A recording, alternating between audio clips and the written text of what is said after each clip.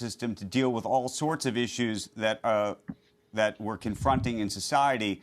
But one of the things that's happened over the years is anytime anyone's raised the idea of using the financial system for the purposes that you're describing, there's been huge financial blowback. And I'll just give you an example. There were a number of banks after the Parkland shooting that decided they were going to effectively stop making loans to gun manufacturers. And that became a huge political issue with several Republicans effectively saying that they were going to make it very difficult for those companies, effectively in terms of how they were going to be regulated and the like. And so I'm curious about how you think about that dynamic, that political dynamic, the private sector jumping in many cases in a way that the public sector won't, and yet they won't because there are people on the other side of the argument. It's a fair question, Andrew, and I've admired your leadership in your columns and over the years on this issue. And I think you're right in terms of diagnosing that the financial system, which makes so much of our economy work and society function, has a role to play. Now, in the current environment in which we're living, where everything is politicized, people seem so polarized, you're right that there is some risk here. But let's be clear, there's nothing political about pummeling police officers on the steps of the Capitol, right? There's nothing partisan about beating up people because they're wearing yarmulkes or defacing black churches or some of the other activity that we've seen. And I think people on both sides of the aisle can agree that when extremists exploit these kinds of systems, we all suffer. Now, look, if you walk into a Bank of America with a neo-Nazi armband with a swastika there and you say, hey, I want to open an account, the company has to choose whether they work with you or not. That's not my decision at ADL.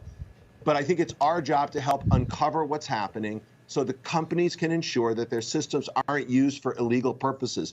Some systems, you guys were talking about Bitcoin a bit earlier. Things like Bitcoin are very ripe to be and vulnerable to be used by extremists because of the way those technologies work. But the mainstream banking institutions and financial systems, they're required to behave with the kind of transparency, and they owe it to their shareholders to make sure they're not allowing extremists to exploit their services. Jonathan, one of the issues.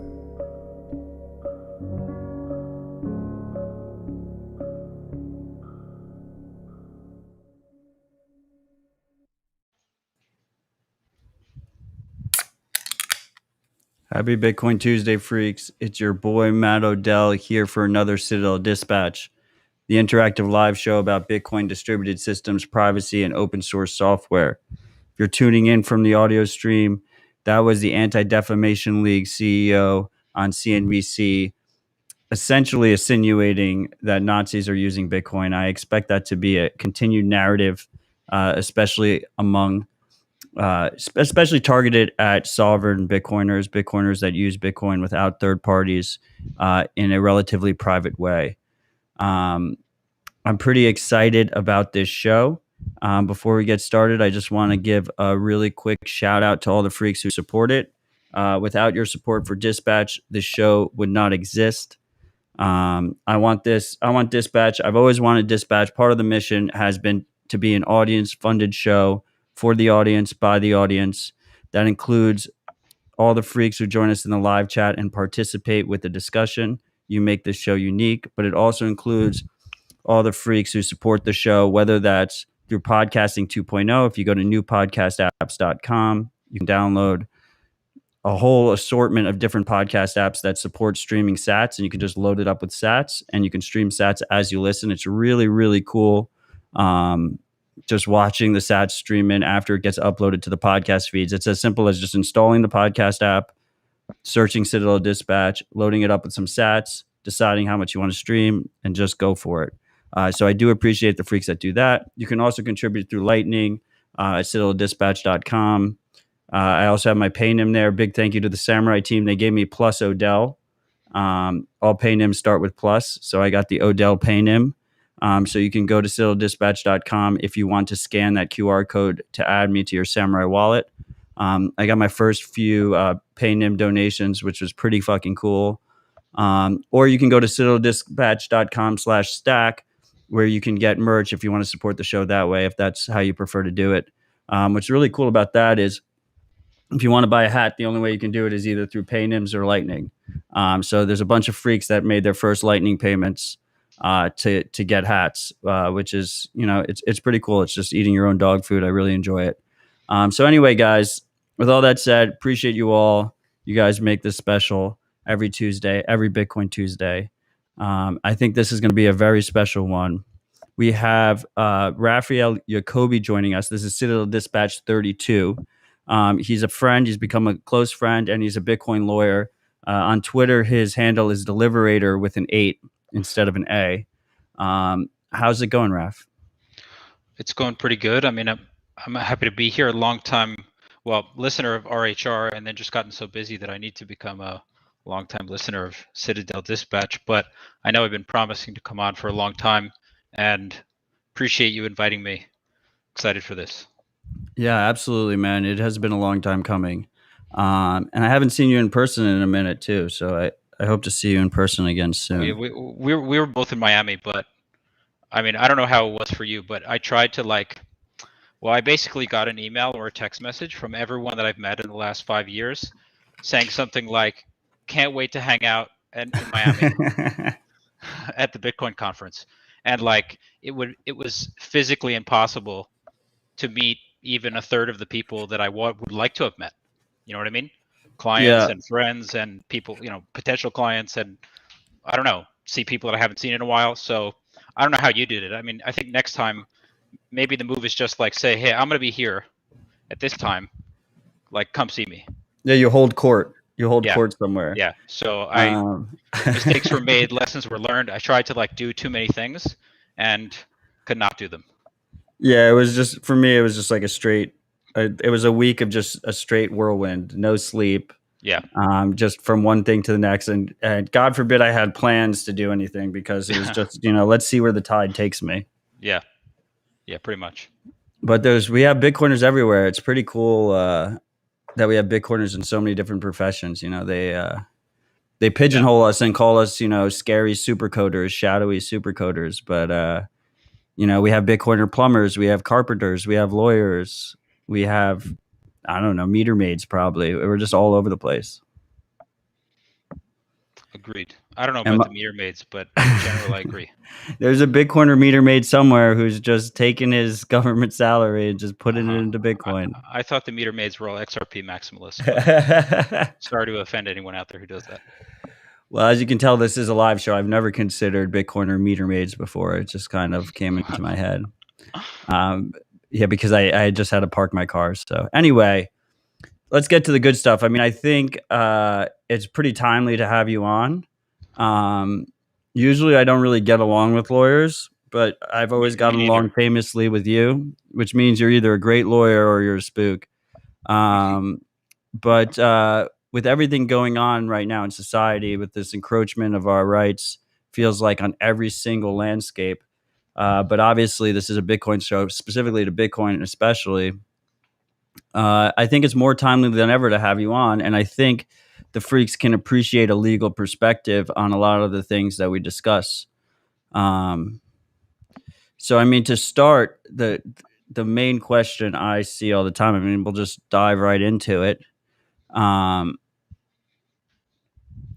Is privacy criminal? Is trying to seek privacy in your everyday life a criminal act? Is it something that people should be ashamed of? Is it something that other people should be suspicious of? How do you frame that when you think about it yourself? Sure. I don't think that privacy is criminal. I mean, that's not a controversial position in the Bitcoin space, obviously. Maybe the ADL would disagree with that based on that clip that you played in the beginning, which I actually hadn't seen before the show. I mean, I just heard about, what they're doing or trying to do. But Certainly not criminal. I mean, I feel like it's not necessarily a legal take, but for me, privacy is essential for having security. I mean, no matter what your security system is for your life or your finances or whatever else you're doing, if people know exactly how it works and they know all the details, then they can, unwind it and undermine it and exploit it. And so, just at a very, very basic level, you need to have privacy in order to have security, and security is a pretty fundamental, human right, natural right that everyone should be able to recognize. I forgot the rest of the question, but that's I my mean, I first think take. that was a pretty good answer. I don't think anyone's really surprised with the answer. Before we dive into it, I guess I kind of skipped. You want to tell us a little about yourself? I mean, you're based in America, Right. so we do have a global audience here, but a lot of it will be American focused, I guess. You want to just tell the freaks a little bit about yourself? Sure. So, well, I'm a lawyer. I live in Miami, grew up in New York, Long Island, and lived in California for a while. Moved out to Miami a couple of months ago, and I've been working, in the Bitcoin crypto space since the end of 2017, early 2018, and that's 100% of the work that I do. Um, a lot of it is regulatory work, a big part of it, and so that's working with a lot of exchanges and helping them deal with the Bank Secrecy Act and money transmitter laws, and then various DeFi things, all varieties of hopefully censorship resistant decentralized technology. Cool. Yeah. So if freaks want to learn more about him, I get what's your website? Thecryptolawyers.com? That's right. Thecryptolawyers.com. He did tell me before the show that he has more clients than he can handle. So I guess I don't want to turn anybody down, but I mean I'm happy to be so busy and that I've had such great opportunities to work with so many awesome companies doing cool stuff. That being said, I try my best to just make time for the things that are important and matter. So I don't want to discourage anyone from contacting me if they have a question or have a project or something. that's what we love about you. So for better or worse, I mean, I think you're just going to get busier from here. I mean, I look at the regulatory landscape for Bitcoin and I just see, it's weird. I just feel like I'm living in a world where I feel like war is brewing, and everyone else, there's so many people that are just completely blissfully ignorant to it. Do you feel like we passed the worst of regulatory hurdles in America in terms of Bitcoin, or do you think it gets more anti-privacy, more anti-sovereign from here? Yeah. So this is something that I've been talking about with friends. I was in Colombia for the last 5 days with KYC enthusiast, friend of the pod.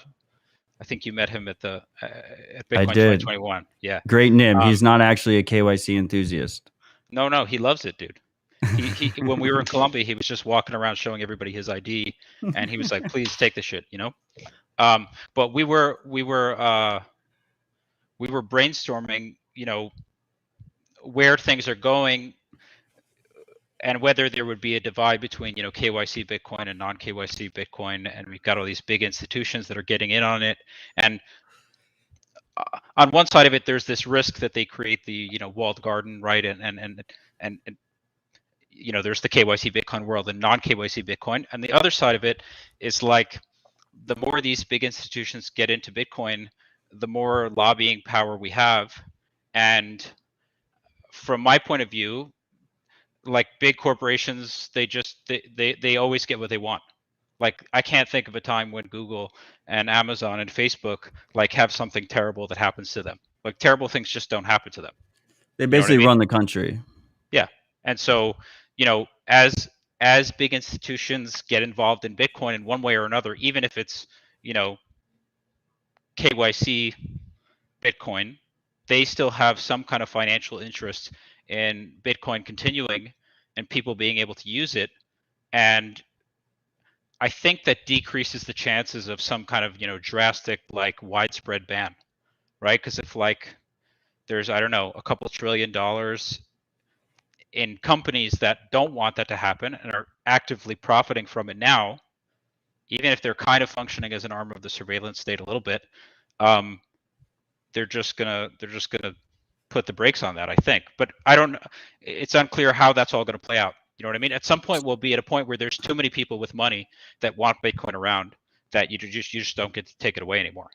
So from my perspective, like I think we've passed the point of an outright Bitcoin ban or outright Bitcoin hostility in America.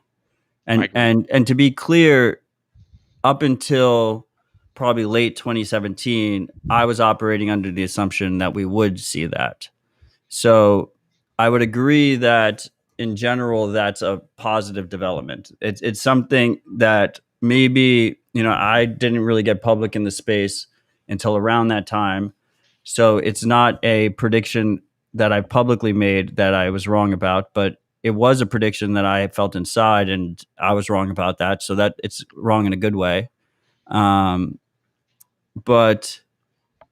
I do feel I feel like so we passed that point, but just because their incentives are aligned with us in the overarching picture of outright Bitcoin bans doesn't mean that their incentives are aligned with us in terms of whether or not you are a sovereign Bitcoiner and you're trying to use Bitcoin in a private way. And I feel the pressure of these institutions to try and mold Bitcoin regulation that, a big thing we see is so-called regulatory moats. And a perfect example in the Bitcoin space is basically what Coinbase did. Coinbase got in the door first in America, and then they made it really difficult for competitors to come into the space. Right. We basically what happens is they use regulations to basically create government, like de facto government monopolies. So I'm really mostly concerned about them using their influence and their power to try and curtail private Bitcoin usage. Like I could even see, I'm right now. Hopefully this is another prediction I'm wrong about. I'm operating under the assumption that it'll be extremely difficult, if not impossible, to withdraw your Bitcoin from these services in 5 years. Do you think that is a? Do you think I'm wrong on that assumption or that expectation? Well, okay, so we'll just use the incentives that we talked about earlier, just as like an assumption that they'll continue, right? That there's these big institutions that profit from people buying Bitcoin, and Bitcoin that you can't withdraw to your own wallet is worth nothing, as far as I'm concerned. It's worth nothing. I mean, I can't think of a use case for it. If you can't withdraw it, you can't self-custody it, you can't spend it where you want to.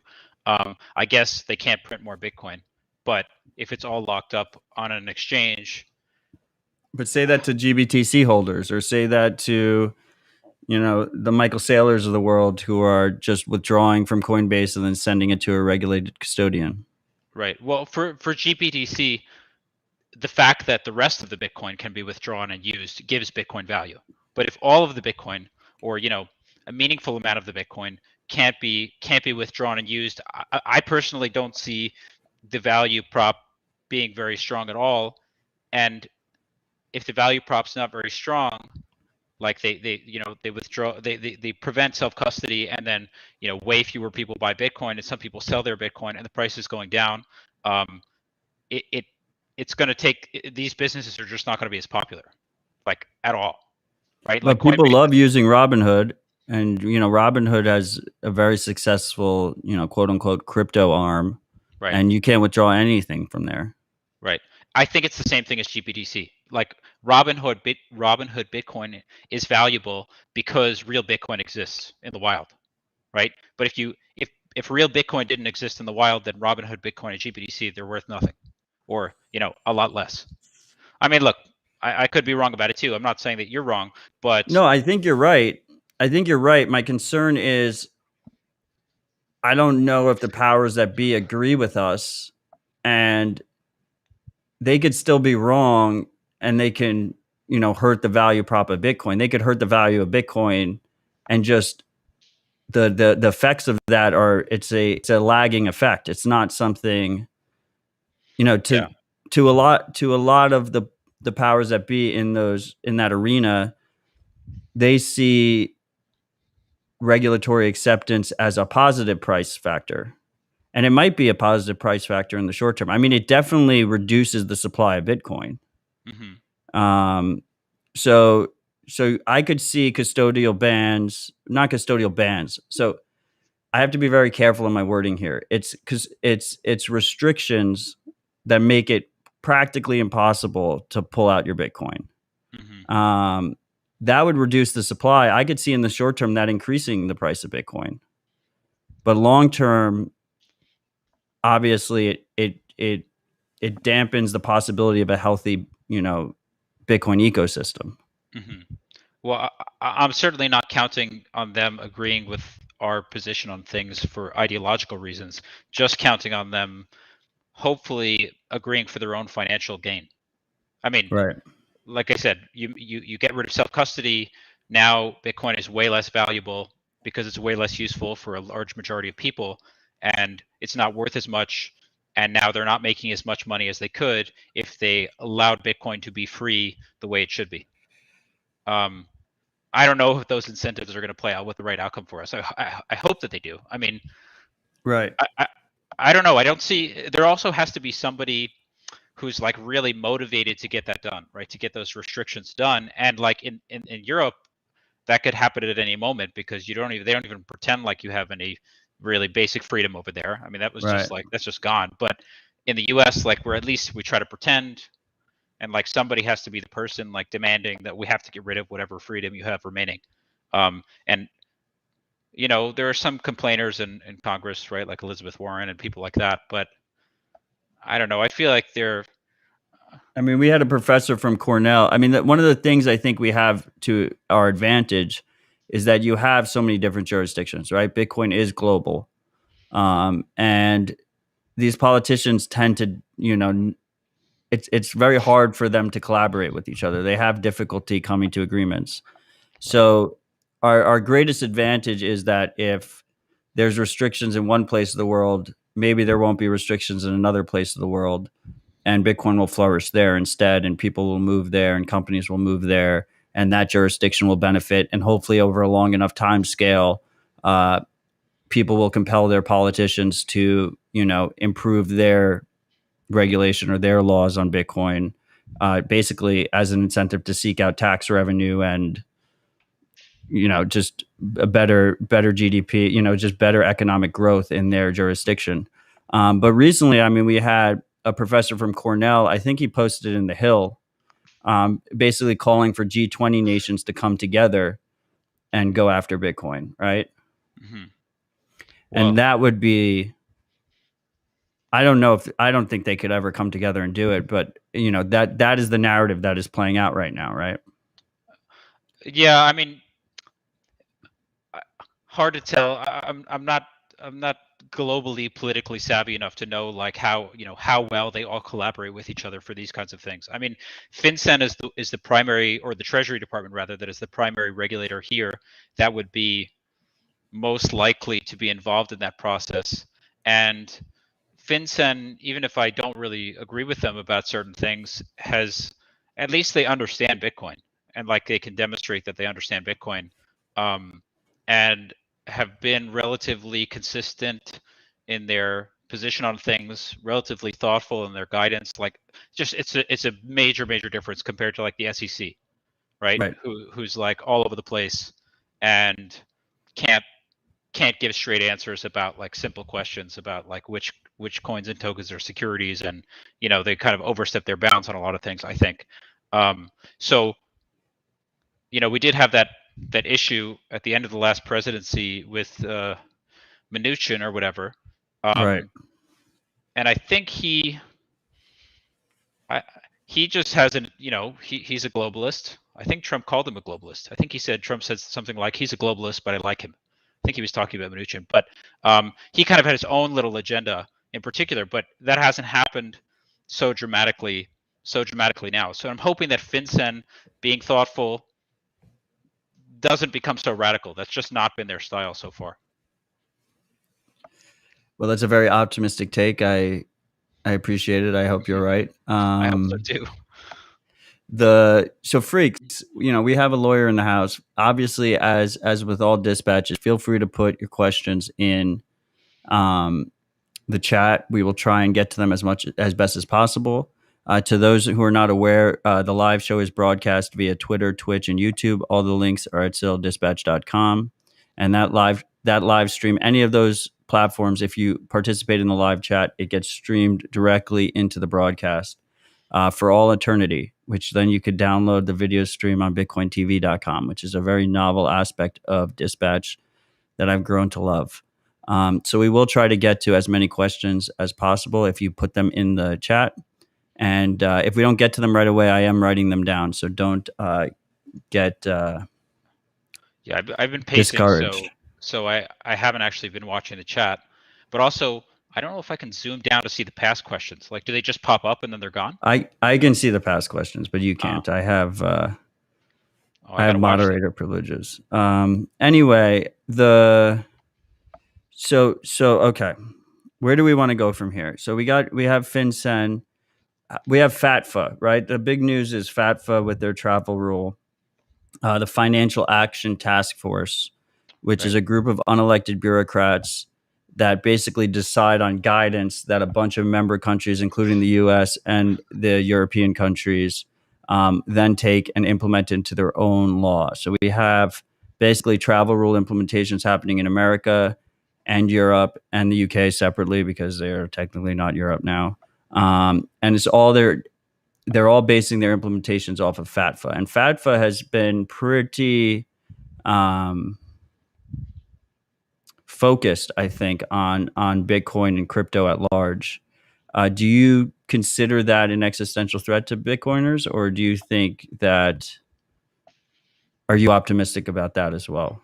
Sure. So yeah, like you said, unelected bureaucrats, and up till recently, I think the director of the FATF was from China, obviously, where we shouldn't be taking any lessons about like financial privacy or surveillance, and it's ridiculous that they would even be in that position to be making proposed rules for anybody else. But I mean, the last piece of proposed guidance, which they're now in the process of revising, was like totally unreasonable and across the line, and just had all these things in it that didn't make technological sense, in addition to just making not making political sense or not making sense in general. And it's worth keeping in mind that nobody's really required to. No countries are required to adopt their recommendations. They can exert some pressure and try to, put your country on the blacklist and things like that. But obviously, the U.S. is not going to go on the blacklist, right? So that's not. So they don't have any real unilateral power to enforce, what the way they want things to be in the U.S. And the silver lining that I'm hoping to get out of this is that the more unreasonable their recommendations are, the easier it is to say no to them. Do you know what I mean? If they were really like slowly, one step at a time, creeping in the wrong direction, then countries will say, well, we'll just agree to this incremental step. It's not really a big deal. It's only a minor change. And then they just do that every year, right? Until it gets worse and worse and worse. But they're trying to go, so quickly with it that like it's really, really easy to make a defense to their proposed changes and to be able to kind of embarrass them. And if we can, get a couple of the right people in Congress or working with FinCEN to show why, the FATF is just not worth listening to on these things, then we can resist. Now, I don't know if other countries will resist or not, but I'm trying to be optimistic on that too. Yeah, I mean, I think in general, when it comes to the traditional finance world, kind of where America lands is where we go. Right. So you can look at that in an optimistic way, or I guess it'd be worse if it was if the EU was kind of the ones who decide who ends up on blacklists and like which member banks end up on blacklists and stuff compared to the United States. Yeah. Definitely worse. We do, as you said earlier, we do have. But anyway, so the trend, the overwhelming trend with FATFA stuff, it seems to be we don't want people transacting in a private way on these networks. They have shown a lack of understanding of how Bitcoin works, for sure, in terms of what they're requesting. But the main gist of their argument and the main, goals that they seem to have, I think most regulators tend to agree with, which is this idea that we should know all the people that are transacting in Bitcoin, and we should be able to track all these transactions if we want to, and then we should be able to go after the individual actors if we believe that they're breaking laws or they're doing something that we disagree with. With the travel rule, the idea is that if two regulated parties are transacting between each other for their customers, their users, they need to be able to handle information between each other on who's sending and who's receiving. I haven't really seen much pushback on that as a concept. Have you seen pushback on your side? Well, pushback from who? I mean, from a regulated, regulated companies. Oh, I see what you mean. And Okay. The politicians in these different countries. So as it applies to Bitcoin, I mean, there are various, organizations or companies that are like trying to create systems to make this doable, but for the most part, it's just not doable currently, right? Because there's just not a method for easily exchanging that information. And so, if it's impossible to comply with a regulation, then you could just not comply with it. I mean, I think that's a pretty decent defense if you were going to get in trouble for that. Right. So I think ultimately it's not really the biggest issue because it's so easy to circumvent. Like you can just always withdraw your Bitcoin to your own wallet. You should always do that anyway. And then if you want to send it somewhere else afterwards, then do that. But like you could just go around it. I mean, it's just a rule that is from the traditional financial system, and it still exists, and nobody's changed it. And so now exchanges are supposed to follow it because it was in the rule, which was written for traditional financial institutions like 60 years ago. I mean, that's what a lot of it is, right? It's not like they created the travel rule just for crypto. It already existed. It doesn't make any sense for crypto, and now they have to figure out how to enforce it for crypto or Bitcoin.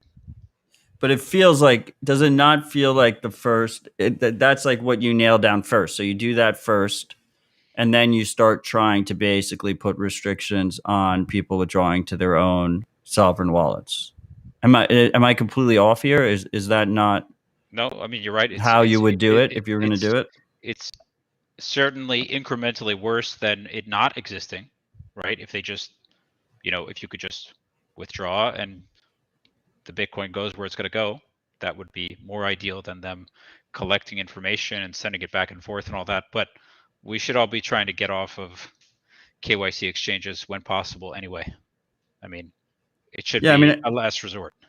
I feel like in the short term, the optimistic take is that it actually kind of encourages best practices, right? Because from an exchange or a regulated provider's point of view, they prefer now under a travel rule regime, they prefer if you just withdraw constantly to your own wallet instead of using their wallet as like a proper wallet and paying people from it. Right. My concern is more long term. I feel like maybe like that's the opening salvo, and it just gets worse from here. It gets worse before it gets better. Well, long term, we have to make them obsolete. Right. Right. So maybe we're talking about the medium term. Yeah, true. But I know what you mean. I mean, it's not. Yeah, I'm talking about the medium term because I think long term, like I'm bullish on this idea of a Bitcoin circular economy existing. I think ultimately regulations will make these companies, uncompetitive against projects that are sovereignty focused and privacy focused, and users will seek out those projects because they'll be so much more superior to regulated counterparts, and they will have less friction and will have better UX. That's my long-term expectation, right? So medium term though, and to be clear, like I don't really think it's a threat to Bitcoin, the network, or Bitcoin, the protocol. I think it's a threat to individual Bitcoiners who are not, doing best practices today, that maybe have their funds on a KYC exchange. Maybe they have them on even Robinhood. I don't think there's many listeners of this show that have their funds on Robinhood. But I think a lot of the freaks have friends and family that have their funds on Robinhood. I know I do. I get a text all the time, like, how do I withdraw from Robinhood? And it just kills me. Like, it makes it completely obvious how big the scam is. Right. When you get that text, because they just get tricked into it and they don't even realize. And then you have other platforms. You have platforms like Cash App where they don't give you, for friction purposes, they don't give you the brunt of your KYC till it comes time to withdraw. So like you think you're all set up and you got everything ready to go. And then when it comes time to withdraw, you either fail the KYC check or you get hit with, you got to scan your, I don't even know what they do now at this point, but you have to scan your ID or something like that. And and then you get hit with withdrawal limits, right? You can only withdraw a certain amount of Bitcoin at a time. You can't even. Yeah. I think I never did the KYC on Cash App. And so I just bought some Bitcoin there at some point and then just never did the KYC. And I guess the thing to do is just to sell it. Well, like obviously you can't use Cash App without KYC because they attach it to your bank account or whatever, but they do like enhanced KYC when it comes time to actually withdraw your Bitcoin. Right. Yeah, the second level. And I think that's pretty common. So I think there's a lot of people that just have Bitcoin on exchanges and there's going to be a point of pain depending on their jurisdiction at different times. And they'll learn their lesson, but they're going to learn it by burning the fuck out of themselves, not because, not in a positive way. Well, everyone that's been in Bitcoin for a while has learned all kinds of lessons. Right. Lots of burning. I mean, I don't know if you've been interested in Bitcoin for like 5+ years, you probably could have been like 25x richer than you are. Right. You could have had way more Bitcoin. You probably traded some of it. You probably bought some shitcoins. And this is just another one of those lessons where just people are going to learn different lessons now. Like instead of getting hacked and getting phished and, downloading some virus and losing all your Bitcoin, it might get confiscated by the state or something like that. I don't know. It seems like I prefer the old way. I mean, of losing your Bitcoin, but everyone has to learn lessons. You know what I mean? Expensive ones, probably way more expensive than these. We'll see. I don't know. But one thing I wanted to mention about the travel rule, something that I've been thinking about lately, is that we have a very tiny set of financial privacy laws in the U.S. And one of the main ones is the Gramm-Leach-Bliley Act, GLBA. And that requires that financial institutions have to safeguard, private, non-personal financial information. And, there are good arguments to be made there that like CoinJoin, which I'm sure we're going to talk about, yes, sir, is hopefully going to be necessary for complying with the law. Not just something that you're allowed to do, but that you should be required to do. Otherwise, you go straight to jail. So we're going to start with Coinbase, and we're going to start with BlockFi. Straight to jail. I mean, this is an argument that I love that comes out of Francis Pouillet. Right. Sorry if I butcher your name, Francis. And Canada with Bull Bitcoin, because they CoinJoin all user deposits. That doesn't necessarily help the individual user's privacy, but his argument is basically, if we're supposed to safeguard financial privacy of all of our users as a total, the only way to responsibly do that is CoinJoin. If you don't use CoinJoin, you're not complying with Canadian privacy law. I do think that most operators in the space of regulated businesses do not have the balls that Bull Bitcoin has. Yeah. And most of them just tend to roll over and over comply. You mentioned, and at the end of the day, like, look, we're in Bitcoin because of incentives, right? I believe that the incentives that people act greedy over the long enough term makes Bitcoin more robust. But we can't ignore the incentives on the short term. That means that these regulated businesses are going to do what is best for them. And they're going to do things that, I mean, we saw a perfect example is Eric Voorhees, who's very vocally anti-state, completely bent the knee on Shapeshift and added KYC. And why? It's because his funds were at risk. They were going to take his money. He became rich. He became a big target. And they'd put him in jail. And he wanted to look out for himself. And that's the incentive that did that. Since then, there's been all these different strategies he's made to try and remove the KYC, and he has removed the KYC recently. We'll see, how that works out on a long term. A lot of it, I think, is just decentralization theater. But in general, it's good to see, regulated operators kind of stand up and try and fight for their users and fight for Bitcoin. I just think it's kind of rare.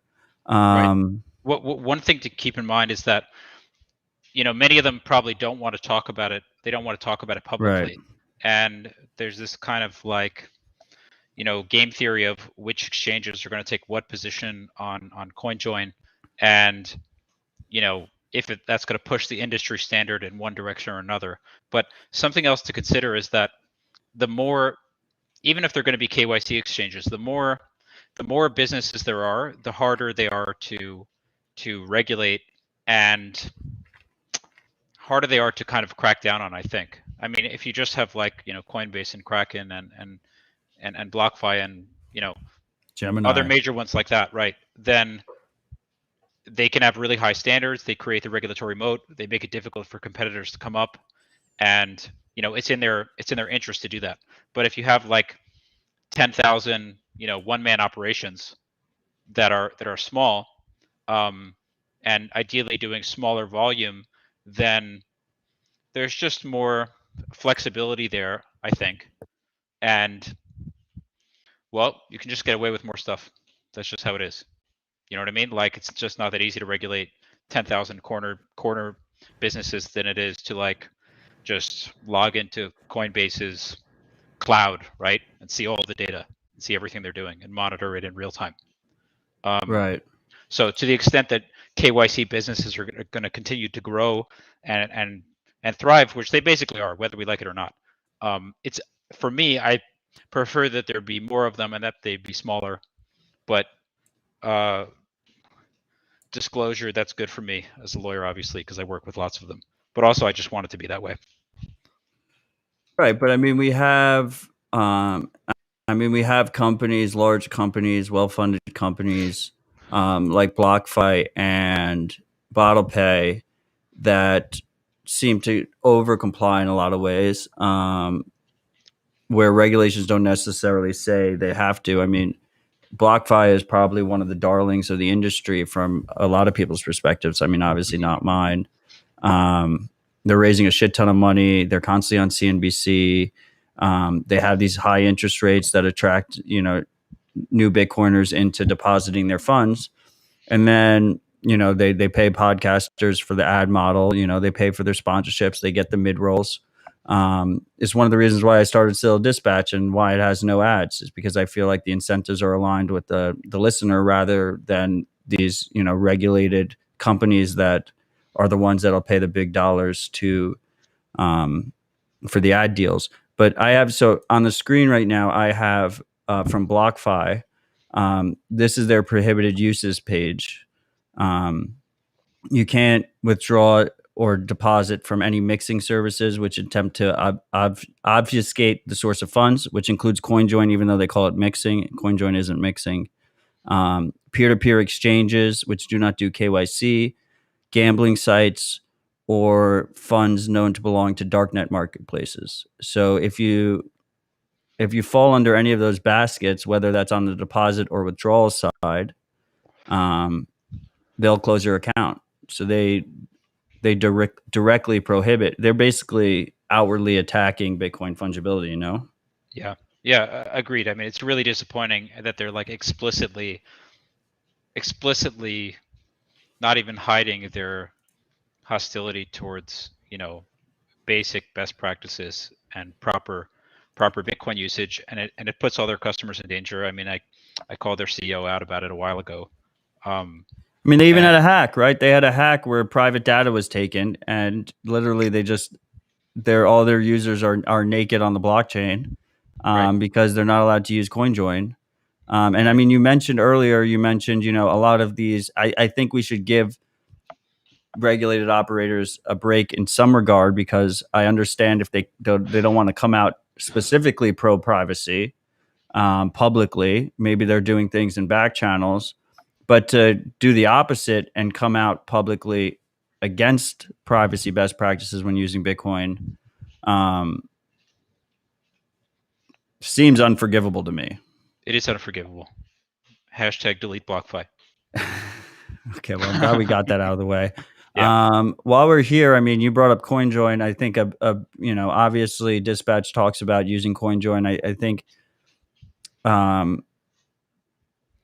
want to be absolutely clear here that, we just were discussing BlockFi, and BlockFi puts CoinJoin under mixing services. To me, a mixing service is a custodial service that you send Bitcoin to, and they send you someone else's Bitcoin.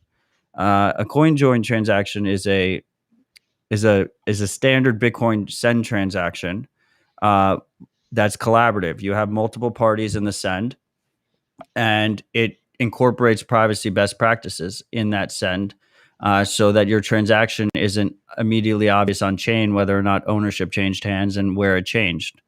It is something that I like to see become more common in the space.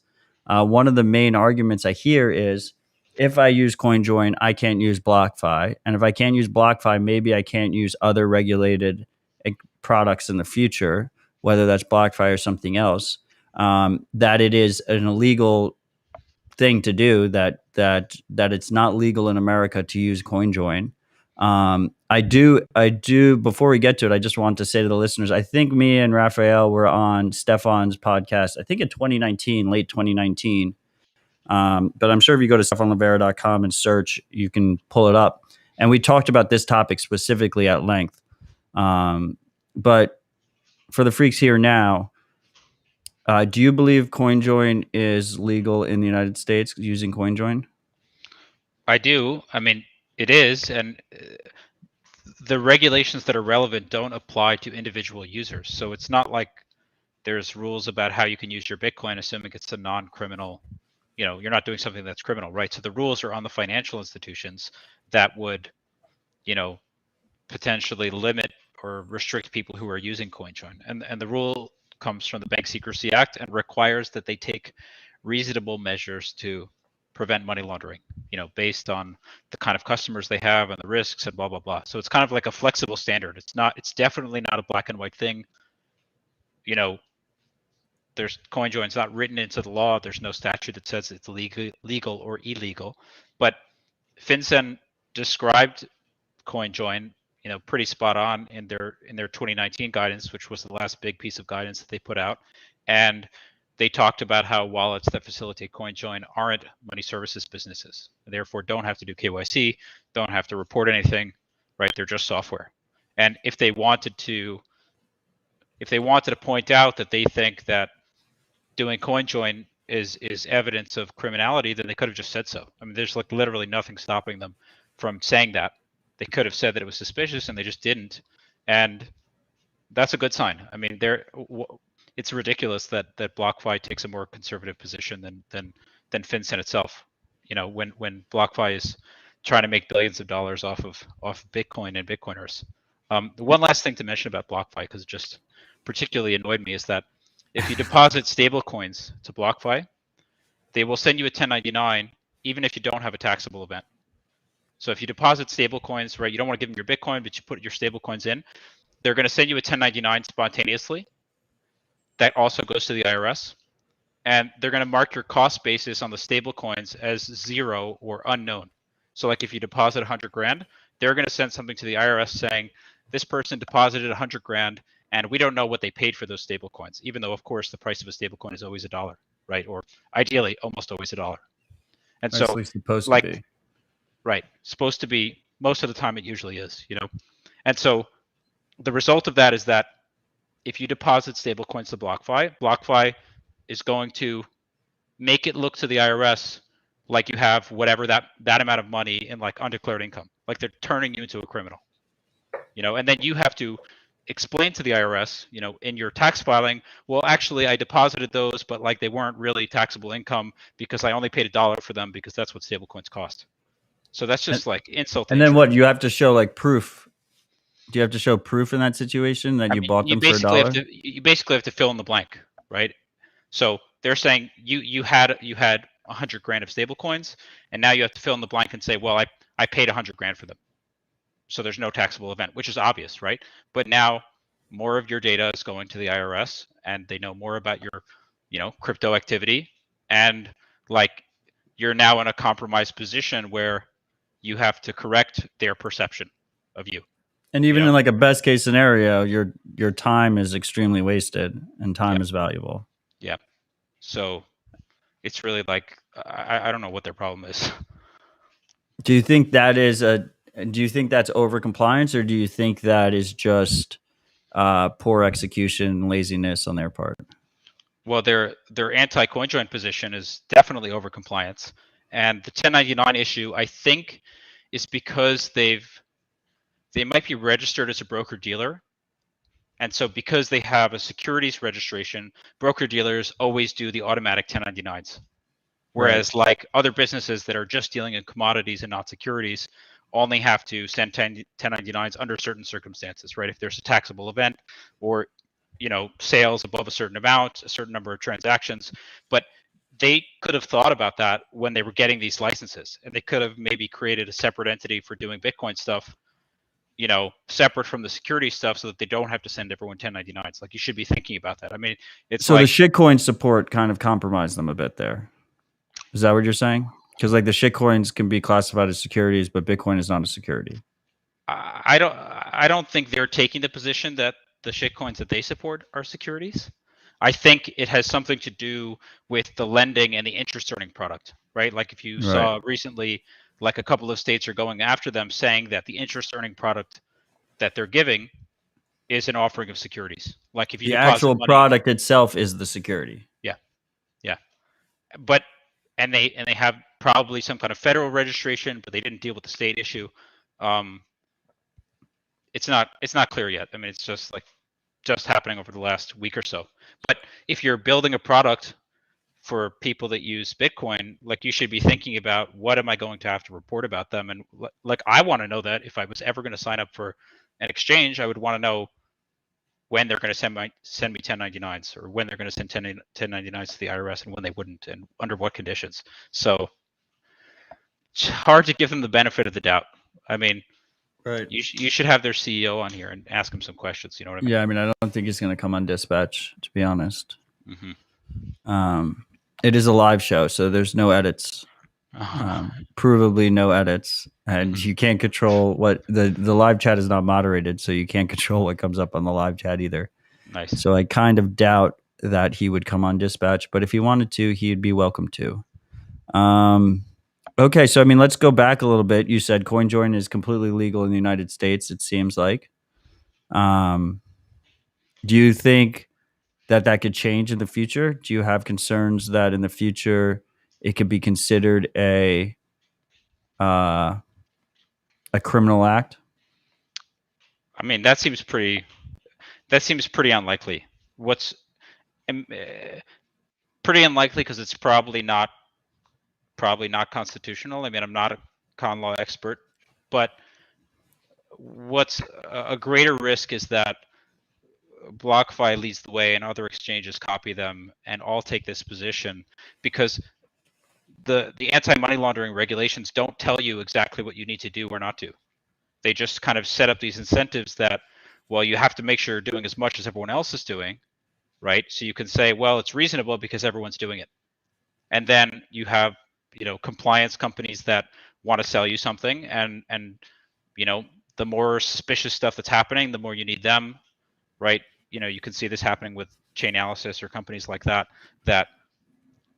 the incentives are just in the wrong direction.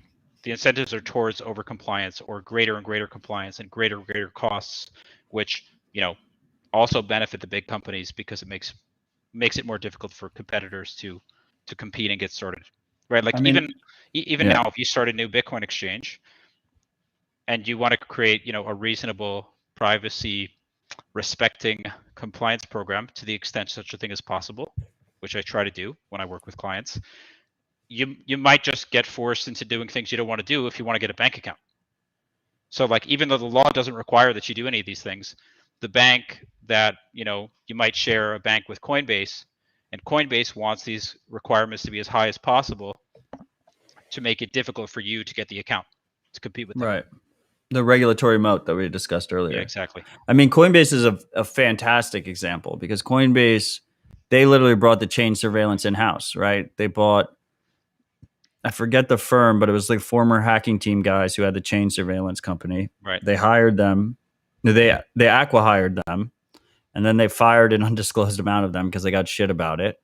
But now they have their own chain surveillance project in-house that they actually appear to be out. They sell that as a product to I guess competitors, but specifically they've been selling it to the U.S. government for pennies. They had Basically, to cover their as costs. they had to cover their costs, right? They need that extra 100K or whatever. They make hundreds of millions of dollars. Yeah. But they needed the 100K from the U.S. government and the DEA. Coinbase did a bunch of things. I mean, on this regulatory mode front, first they went and got Neutrino all the was the firm, by the way. Yeah. Continue. They went and got all the money transmitter licenses before it was totally clear that they were really going to be necessary.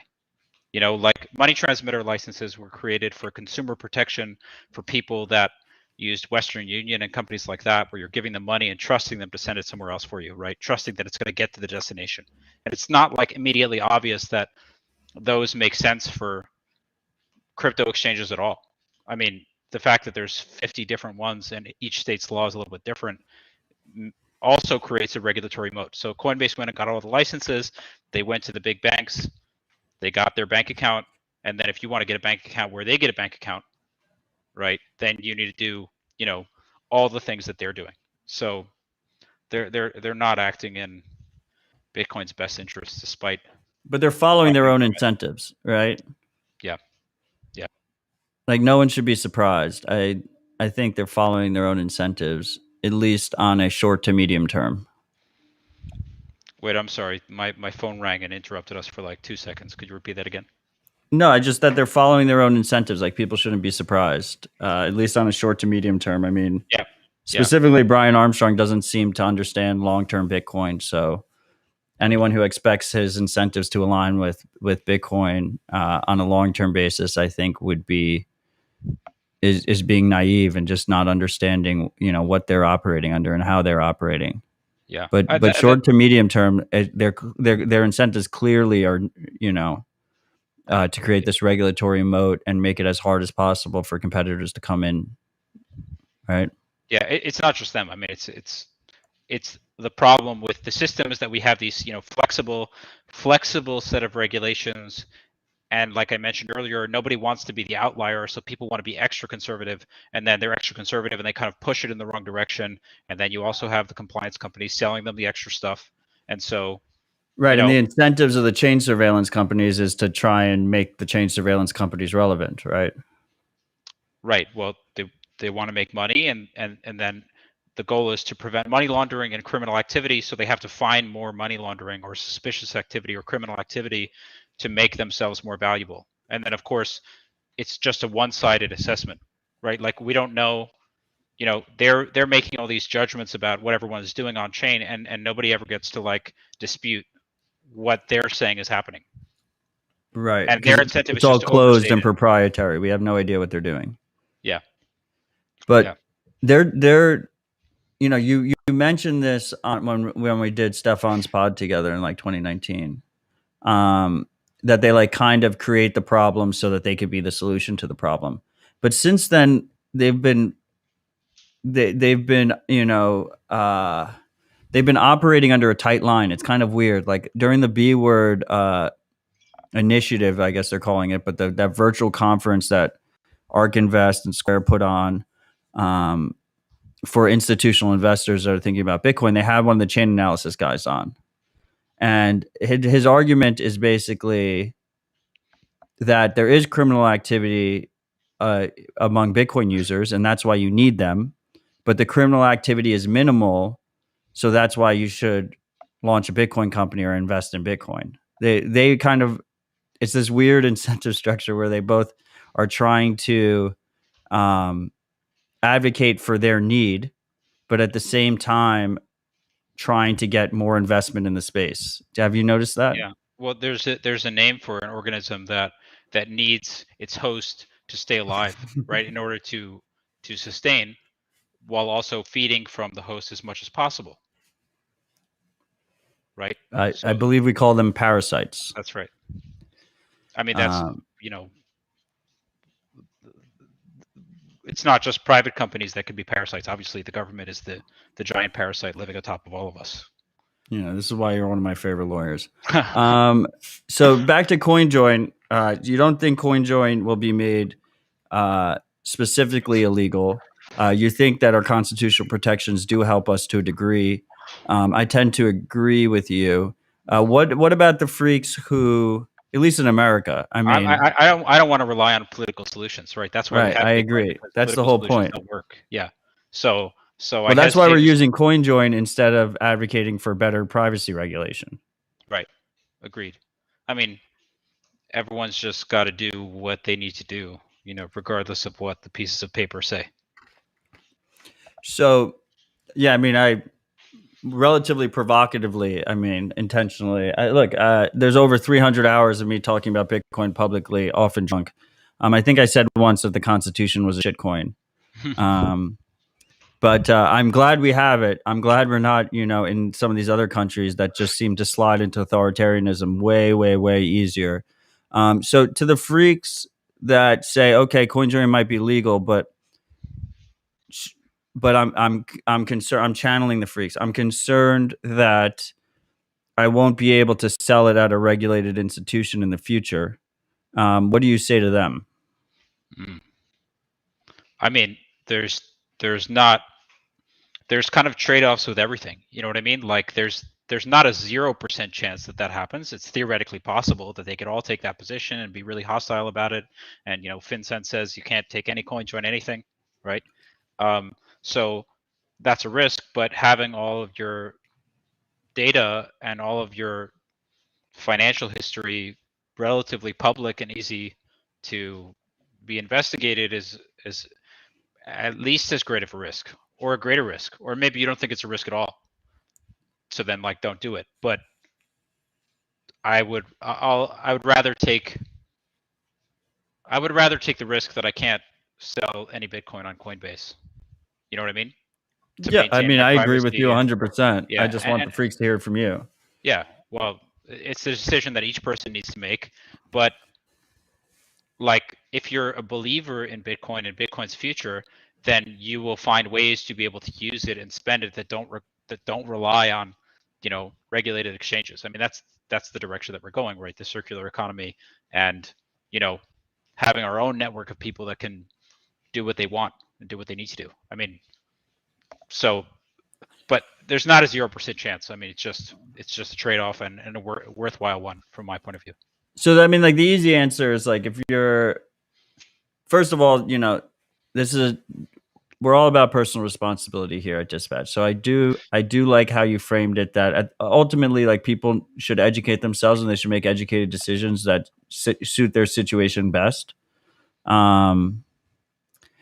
If you're a trader and you're just trying to trade for fiat, and you're just trying to short-term, buy and sell Bitcoin for more US dollars, then by all means, I think you should still self-custody. But by all means, you just send it from one address. You just send it right out to your, whatever your hardware wallet is or whatever wallet you use. And then you just send it back in without any CoinJoin and you do your sell. But if you're in this long term, to me, if a company doesn't accept your right to use Bitcoin in a relatively private fashion, then you don't use that company. Then they're not an option anyway. Right. And and if we're talking about long-term Bitcoin value, like you were talking about earlier, in terms of restrictions on sovereign usage of Bitcoin, I think if you can't use Bitcoin in a sovereign way, to buy something or to sell something, then we have way bigger problems than you not being able to deposit on Coinbase or BlockFi. Like, why? What are we here for? I mean, I'm here because I think failure is not an option. I think the alternative is an absolute financial surveillance state, and we're already kind of in it. But it just gets worse from here if we don't succeed on this front, right? Yeah, I mean, if people are worried about that, what they're really saying is that they need to make sure they have fiat liquidity when they need it, and it would be better to use. I mean, look, without giving recommendations about software, do your own research. I'm not a software developer, but it'd be better to use, something more non-custodial like HODL HODL to be able to put your Bitcoin in, and borrow against it, rather than use a KYC exchange to sell it. Now, it's not the same as selling it, but hopefully there's going to be a little bit more DeFi on Bitcoin where people will be able to, for example, trade, I don't know, trade derivatives on Bitcoin. That if you really want to take some profits, then you can do that without KYC, and without custodial trusted third parties. I mean, like a BitMEX where the founders can't get arrested or something.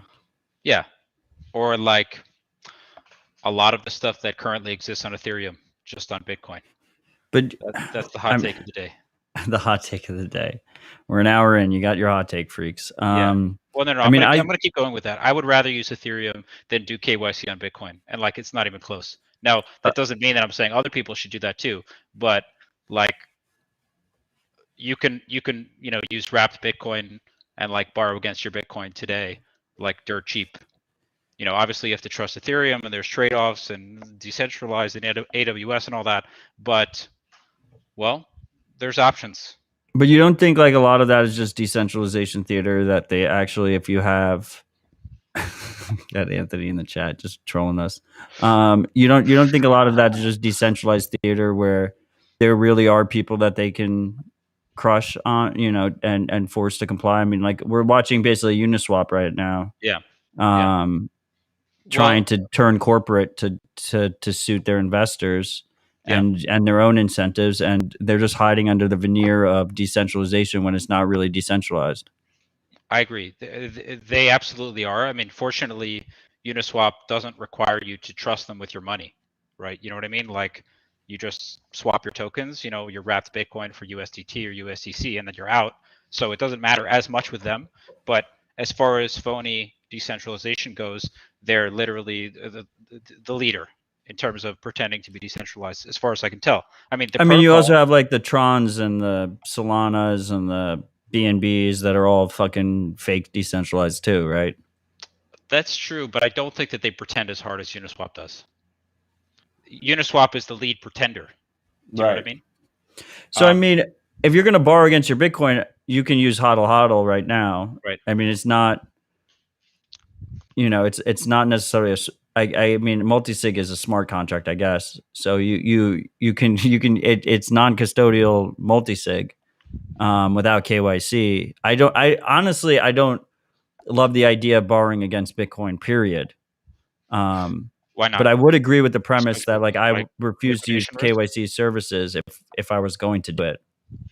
You mean because of liquidation risk or something? Yeah, because of liquidation risk. Because liquidation risk, and also in all of these situations, if you're going to do it in a non KYC fashion, I mean, then you have so-called stablecoins risk, right? And stablecoins are all pretty much centralized. There's no decentralized stablecoin, so you have a bunch of third-party risk if you're going to be holding, Tether or USDC or even DAI.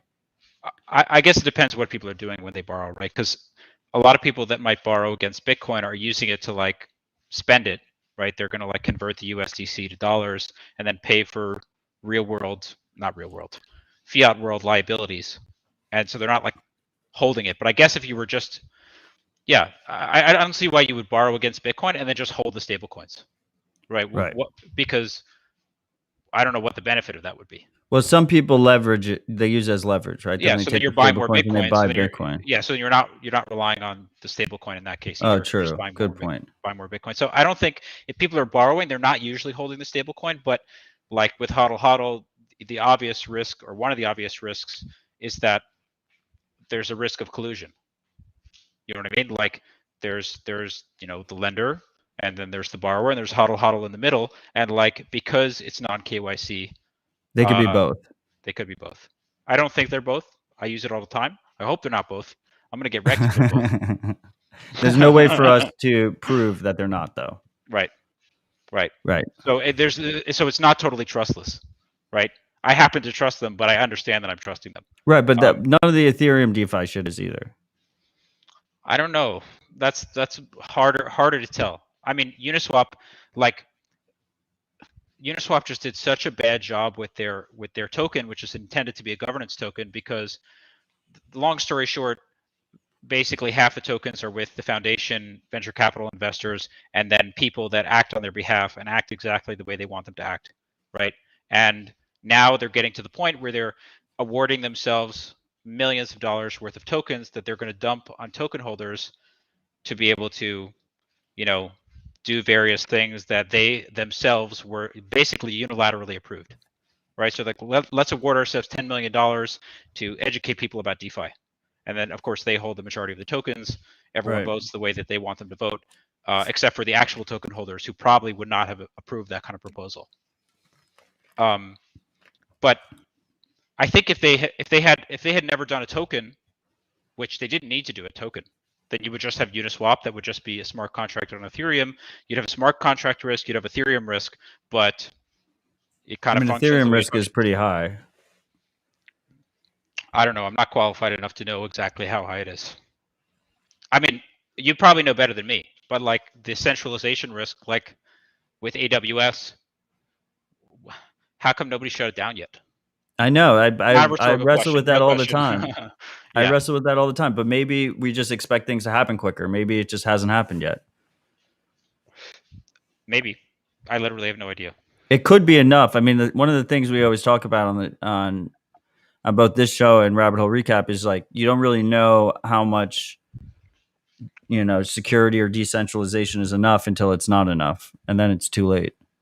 Yeah. But I think Tron still exists. Like everyone knows you can just stop Tron by hitting Justin Sun or BNB, But I mean, Binance CZ seems to be under a shit ton of pressure right now. That might be a good case study for us. Yeah, I think he's handling it pretty well. I mean, I don't follow everything that they're doing. Disclosure, I've done some work for them before, but I'm not like in contact on a daily basis at all. But, I think Binance, the Hong Kong Malta version, still has the 2 Bitcoin limit for withdrawals. No, he lowered it today. To what? 0.06 Bitcoin. Oh, that's disappointing. But it was already lower anyway, because I know so many people, and you probably have clients that got shotgun KYC'd underneath the 2 Bitcoin limit anyway. I know what's happened. They hold it hostage and they won't let you withdraw unless you give KYC, even though their terms say you can withdraw without it. Yeah, I haven't had that many people contact me about that. I mean, I haven't had that many people contact me about that. I know what's happened. I mean, look, as far as exchange complaints goes, nobody comes close to Coinbase. Right. Like I literally gotten like 1,000 emails of people complaining about Coinbase over the last, I don't know, 3 or 4 years. You think that's just because they have they have probably the most users? No, it's not proportional to the amount of users they have. I mean, it's vastly disproportional. Like for a long time, it was like 99.5% Coinbase complaints. Wow. And Coinbase doesn't have 99.5% market share. They just have 99.5% of shitty customer service, I think. That's interesting. It's just a common trend. Exchanges start small, and then they get big, and then they have shitty customer service. And like ones that start okay in the beginning just get bad. I mean, it sucks. Like Google, don't be evil, right? Right, don't be evil. They're like the most evil company ever now. They're like professionally evil. It's like their business model. Yeah. And I think they believed it in the beginning when they said don't be evil, and then they grew out of it. They grew out of their ethics. They all seem to. All the big companies seem to do it. The money talks, man. The incentives. You got to follow the incentives. So, I mean, I think you would agree with me that I think, every custodian in this space will either bend the knee eventually or exit scam. Or most will. There's a few that have unwound in a relatively ethical manner. I mean, I'm pretty proud that like when Bottle Pay was no KYC, and when AMLD5 forced them to add KYC, they let everyone withdraw before they launched their KYC product. I'm trying to think of who else has. There's been a couple custodians that have done it. You would say like the right way, but most custodians are either going to bend the knee to regulators because they got big enough and they became a target, a la Binance, Bittrex, Poloniex, or they're going to exit scam which we've seen in the darknet markets a lot, in one last money grab because they realize that that the walls are pushing in on them and they have no choice. Would you agree? I think so. Yeah. I mean, that covers a lot of potential companies, but that seems like the way things are going, unless things change radically, which they probably won't. Not in the right direction. So it's really up to individual people to, emancipate themselves from trusted third parties. Right. Trusted third parties are a security hole. I thought we all understood this. In Lightning Land, we see this a lot. Like there's a bunch of popular custodial wallets that at any moment they could either the two most popular ones I don't expect to exit scam, but they could just implement KYC and not allow you to withdraw unless you comply. And in general, if you're talking to lawyers about this kind of thing, they'll tell you that if you give a window where people can withdraw, then you might be liable for that, right? Like even in Binance's case today, that wasn't like a slow rollout. It was just boom. You can't withdraw more than 0.06. They didn't give people a window. Yeah. I don't. It's not obvious to me why they would be liable for giving the window. I'm not aware of any rule that says you can't give a window. Right. So, but they overcomply and they just do it anyway because they're scared.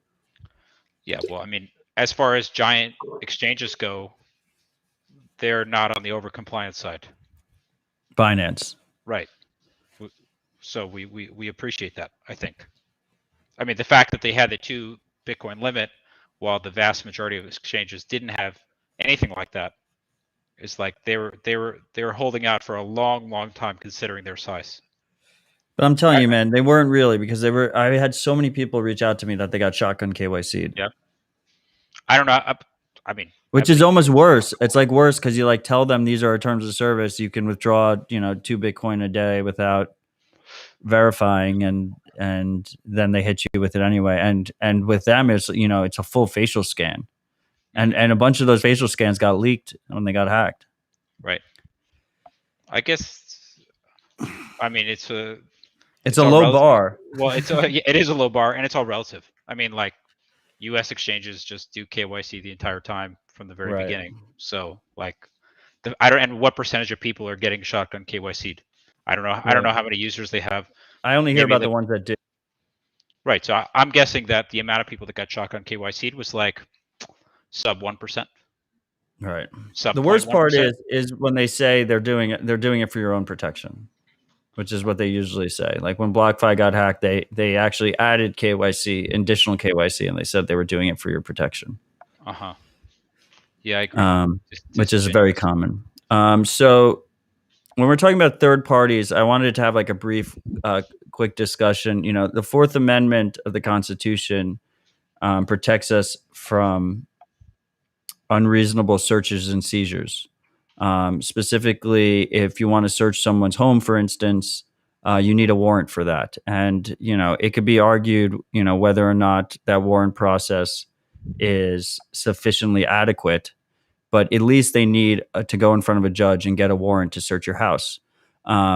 We have something called the third party doctrine in the United States, which is precedence that says that if you voluntarily give your information to a third party, you can't expect privacy. It's basically like you're in the public square, and it's been used against email providers. It's been used against ISPs. It's been used against banks. I mean, you talked about the Bank Secrecy Act. It's called the Bank Secrecy Act, but really the Bank Secrecy Act means that you have no privacy in banks. Do you think there's do you think that's something that Bitcoiners should? To me, that's the optimistic take in America for Bitcoiners, is this idea that if we remove third parties from the equation, if we understand that third parties are security holes, and we try and use Bitcoin in a sovereign way without trusting third parties, without giving third parties our private information, that at least that they would need a warrant. A warrant would be needed to get our personal information, rather than just, these John Doe style subpoenas that they hit Coinbase with, and they hit Gemini with, I believe, and they hit Kraken with, where they're just asking for a large amount of information on a large amount of users without any reasonable suspicion of guilt. Mm-hmm. Well, if you're not using third parties, then there's no third party to send the subpoena to. So, that's a start, right? They'd have to get the information directly from you, and then you can take steps to have best practices so that you're not collecting and hoarding all kinds of private information, just waiting for somebody to come take it from you. So certainly preferable to not trust third parties, but unfortunately, the third party doctrine is basically one of those things that was created before the digital age that has worked out really, really badly in the digital age. You know what I mean? Where you need to send information to third parties all the time. Our whole life is on the internet. Yeah, to do everything, just for absolutely basic fundamental necessities, you have to trust third parties with information all the time. And if it's not going to be private, then you have very, very, very little privacy. And it's really something that the Supreme Court should, get their shit together on. Right? Revisit that a little bit. 100%. I mean, I don't really have much faith, but yeah. And as you had mentioned, I'd love to see you in the Supreme Court arguing for it. Unlikely, but who knows? We'll see. But as far as the Bank Secrecy Act goes, I remember reading about the history of it, and it had been challenged in the 70s by a group of banks, actually, who didn't want to provide so much information about their customers to the government, which is interesting because now we view banks as being like actively hostile to our interests. But back then they were like wanted to protect their customers, and they challenged it on. They challenged the currency transaction report, the CTR reports that were, if you deposit or withdraw 10K in cash, right, they have to file that report. They challenged that on Fourth Amendment grounds, but the lawyers forgot to allege on behalf of the clients that their clients actually did deposit or withdraw 10K. And so the government was able to argue that, well, you're complaining about the CTRs, but you haven't even said that it would even apply to you because you didn't say that you withdraw or you deposit more than 10K. So the Supreme Court got to say that they didn't even have to consider it, which is a ridiculous technicality. And then, of course, they never brought it up again. So certain components of the Bank Secrecy Act have never been ruled on by the Supreme Court. So like if they had pleaded it properly, the Supreme Court could have said that parts of the Bank Secrecy Act were unconstitutional at that point, but it just didn't work out. So hopefully we can get some wins in the future. I mean, I think there's a very strong incentive here for these regulated companies to try and push back against this because it adds so much friction, to their user experience. I mean, no, I don't think PayPal wants to ban people's accounts. I think PayPal would like to offer every single person account with as little friction as possible. So I'm surprised that we don't see more pushback. I guess just they're scared maybe, or why do you think we don't see more pushback against it? Like, it obviously would be in their best interest if they had more lenient regs in that regard. One part of it is like the competitive advantage from the the regulatory moat. But I think the other part might just be that like it's easier to build software, make your software faster and easier to use than it is to like lobby politicians. I'm not sure. I'm totally guessing. You know what I mean? Like they could just like work on making the screen where you do KYC really easy to click, make the buttons bigger, rather than like, spending a lot of time and effort trying to get the laws changed to make it easier, which will also make it easier for their competition. Right. Yeah, it hurts their regulatory moat, which is the opposite incentive. Yeah. I mean, while we're talking about it, so like Kraken, like Kraken, Jesse Powell of Kraken, the CEO of Kraken, has been very outspoken pro privacy. But at the same time, his organization is a custodian. It's a regulated custodian. And so I'm going to pull up on the screen their transparency report of law enforcement requests. And I'm pretty sure none of these had warrants. I don't think they had warrants. But you just look at the scale of them and look at that little chart on the bottom left. I mean, that shit is going, it feels like it's going parabolic with Bitcoin. I want to see 2020. Did they release one for 2020? I'm not sure if they did. Googling it. I mean, I'm going to use DuckDuckGo. If you find it, put it in our chat, and then I can pull it up. They might not have because they're trying to IPO right now, and just everyone. It would have been released in the beginning of 2021, right? Yeah, sure. I don't see it. I mean, I just looked it up real quick. But just look at this. The majority are the U.S. They break it down by law enforcement agencies. The FBI had 116 requests. The DEA had 73 requests. Total 432 requests from the U.S. Number 2 was Great Britain at 86 requests. Total 710 requests.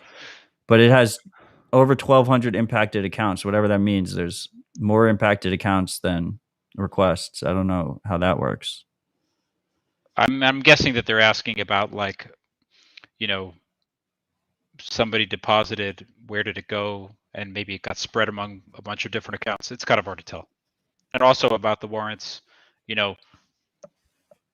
I'm guessing that many of them. Okay, I'm guessing that Kraken put up more of a fight on the warrants issue than some of the other exchanges. Yeah, I mean, I think Coinbase just has a special portal where they just give law enforcement all the information. Yeah. Although, I mean, Coinbase did fight with the IRS about the they 1099s a while back, and got kind of a deal. That was a good thing. The original John Doe request, they actually fought it, and then they lost. Well, they've never fought anything since then. Yeah, they came to a settlement that wasn't the worst possible outcome. I mean, definitely. It was anyone who transacted more than $20,000 in a 3-month period, whether that was send, receive, buy, or sell. They handed over all that information. I remember it being, well, okay, there was the part of it that was about users from 2013 to 2016 or something like that, or 2013 to 2015. Right, that's what I'm talking about. But then moving forward, it was 200 transactions and at least $20,000 in sells. So you could make one. Yeah, it basically just screwed all the day traders for sure. But if you were just somebody who made a couple of transactions, even if they were large amounts, then there was no 1099 for you. So there's a foghorn going on in the background right now, freaks. If you hear that, I apologize. Yeah, so just to go back, we got custodians. So we had UTXO, Ride or Die Freak UTXO in the comments asking if tomorrow in a hypothetical situation, every Bitcoin transaction became a coin join, every spend was a coin join, how do you think that would affect the regulatory landscape? I think it would be great. It would be great because not all, assuming that some custodians or regulated entities, treat them as suspicious, it's kind of hard to argue that something that everyone is doing is suspicious. It's just not suspicious anymore. Right? If everyone's doing it, if it's just, if all the transactions are like that, then it's obviously not 100% suspicious transactions. And so that would be ideal. I mean, the more people that do CoinJoin, I think the better, so that it becomes a bigger part of the total number of transactions, and it starts to materially depart from the amount of transactions that we know are actually criminal. Right. We want 10 million people doing CoinJoin rather than 20,000 or whatever it is. Yeah. We don't want it to be we know that there's 20,000 criminals that use Bitcoin, and we know that there's 20,000 people that use CoinJoin, right? Even though they're not the same people. A lot of the criminals are dumb. They get caught all the time. The ones we hear about didn't use CoinJoin. Or used it badly, or used it incorrectly. Right? Or used a shitty implementation. Yeah. So the more people do it, we got to try to get things in our favor in terms of privacy, right? If more people are doing it, it becomes harder to reject those transactions, and exchanges have a better financial reason, not to reject those transactions and not to discriminate against more users for just doing basic security stuff like that. Yeah, I tend to agree. Yeah, I mean, I don't I want to think like VPNs are appease like them. kind of a good example, or even Tor usage. Yeah, same thing. Right, like Right. the normalization of Tor usage, and specifically in America, has been fantastic. I mean, you don't see someone getting you don't see criminal prosecution just for using Tor, or you don't see VPNs getting hit by burdensome regulation. Well, don't give them any ideas. Yeah, I mean, I could see VPNs getting hit. I mean, VPNs are kind of a custodian of your data. They are a custodian of your data. Right. Okay, I hope I'm not giving that. We'll change the subject. I don't want to give ideas. I mean, they're also spread all over the place, so they're not like it's easy. I think it's not jurisdictional too hard to set arbitrage at its finest. Yeah, right, because they're natively digital or almost natively digital. Right. I mean, we have Randy McMillan in the comments reminding me once again that Elizabeth Warren said today that shadowy supercoders are running Bitcoin. So, which harkens back to the super predators of Clinton's era. And I just feel this narrative increasing. So we also have another question from the audience.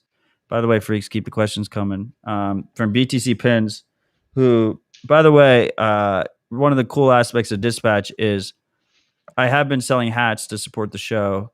But also we have two great freaks have been selling their own merch and then giving me a third cut. They keep a third cut, and then a third goes to open source devs. And BTC Pins is one of them. So I do really appreciate him and his support of Dispatch, and just his support of Bitcoin in general. So he's asking, so he's a merchant, and he's asking if there's any legal concerns, I guess specifically in America, regarding him deleting customer info after he's processed their order. I don't think so. I mean, it seems like companies probably want to keep the data so they can sell it and they can monetize it and they can study it, right? And so there's financial reasons why companies will keep it, but I don't think there's anything that says that you can't delete it. You probably should delete it, or at least to like anonymize it if you can. Although I don't know, it's questionable how possible that really is, right? Like if you don't have somebody's name, you just know everything they bought and you know their address. Like, you don't need their name. You already know who they are. It's like anonymized location data, like bullshit. Like, the person went to work every day, and then the person went to their house every day, and you're going to anonymize that data. Like, that's bullshit. Yeah, but nothing that I know of. Obviously, I don't know, not legal advice, right? Right. That's this what all whole lawyers episode say. is not legal advice. I'm surprised you didn't start it off with the disclaimer. That's one of the reasons why I love you. Yeah, well, it's just so cheesy. It's so cheesy, and it's like, people would have to argue that they were reasonable in believing that they were getting legal advice, and I don't think. Well, anyway, lawyers are just neurotic, Yeah, I feel that. I mean, in general, I want to see more merchants actively deleting data. You shouldn't. That data is a liability. If you care about your customers, you don't want to hold that data. You want to hold as little data as possible. And projects in general should be optimizing for as little knowledge of their customers as possible, right? It just becomes an overbearing liability on them to hand over that information or secure that information. I mean, we see hacks happen all the fucking time. They're just going to happen more and more, right? Yeah. I've still been pacing, so I haven't been keeping up with the questions. I apologize. Yeah, I mean, the freaks haven't really given us any more questions. I'm a little bit disappointed, freaks. I expected more questions from you guys. What else do we have here? Privacy. I mean, while we're waiting for them, Econo Alchemist asked me some questions before the show started. Okay, you want to answer one of his questions? You want to read the question first and then answer it? Okay, they're all paragraphs long, very tough questions, very good questions. I'm going to try to find and summarize the easiest one. That's why we've had him on the show multiple times. All right, I bet. Yeah. Let's see if I can even answer any of these. I remember it being like, this is too hard for me. I didn't get enough sleep for this. Okay, let me see. Well, we appreciate you. Thank you. Okay, I'm reading it. I'm going to paraphrase it, and then I'm going to answer it. right? Boom. So people understand what the question is. Let's see. Okay, so the first question was about home mining Bitcoin and taxes, and he had said people seem to think that they should voluntarily claim their mining rewards as income, but if you DCA Bitcoin, you don't pay income tax, right? So why should you pay income tax, when you're DCAing through your electric bill? Does that make sense? Right? Like when you Yes. buy Bitcoin, The you don't question makes pay taxes. sense. Yeah. I mean, I know what he's asking. Yeah. What's your answer? And then he said, interested in the argument that if Bitcoin is text, if that would hold any water in a lawsuit against the IRS. And to that, I have literally no idea. The Bitcoin is text thing. I mean, like, we're hoping Bitcoin is considered speech because it should be. I mean, it's code, and then it's Yeah. protected under the First Amendment. Yeah. So that's a great question. It's too hard for me. I don't know the answer. I mean, I just like it. It's an optimistic Constitution poll, is what it is. I think so. And yeah, mining rewards, you're considered to be doing work, so it's like income rather than capital expenditure. But it's really similar to just DCAing into Bitcoin. I mean, you're just paying the electric bill. Well, I mean, the answer is also not legal advice.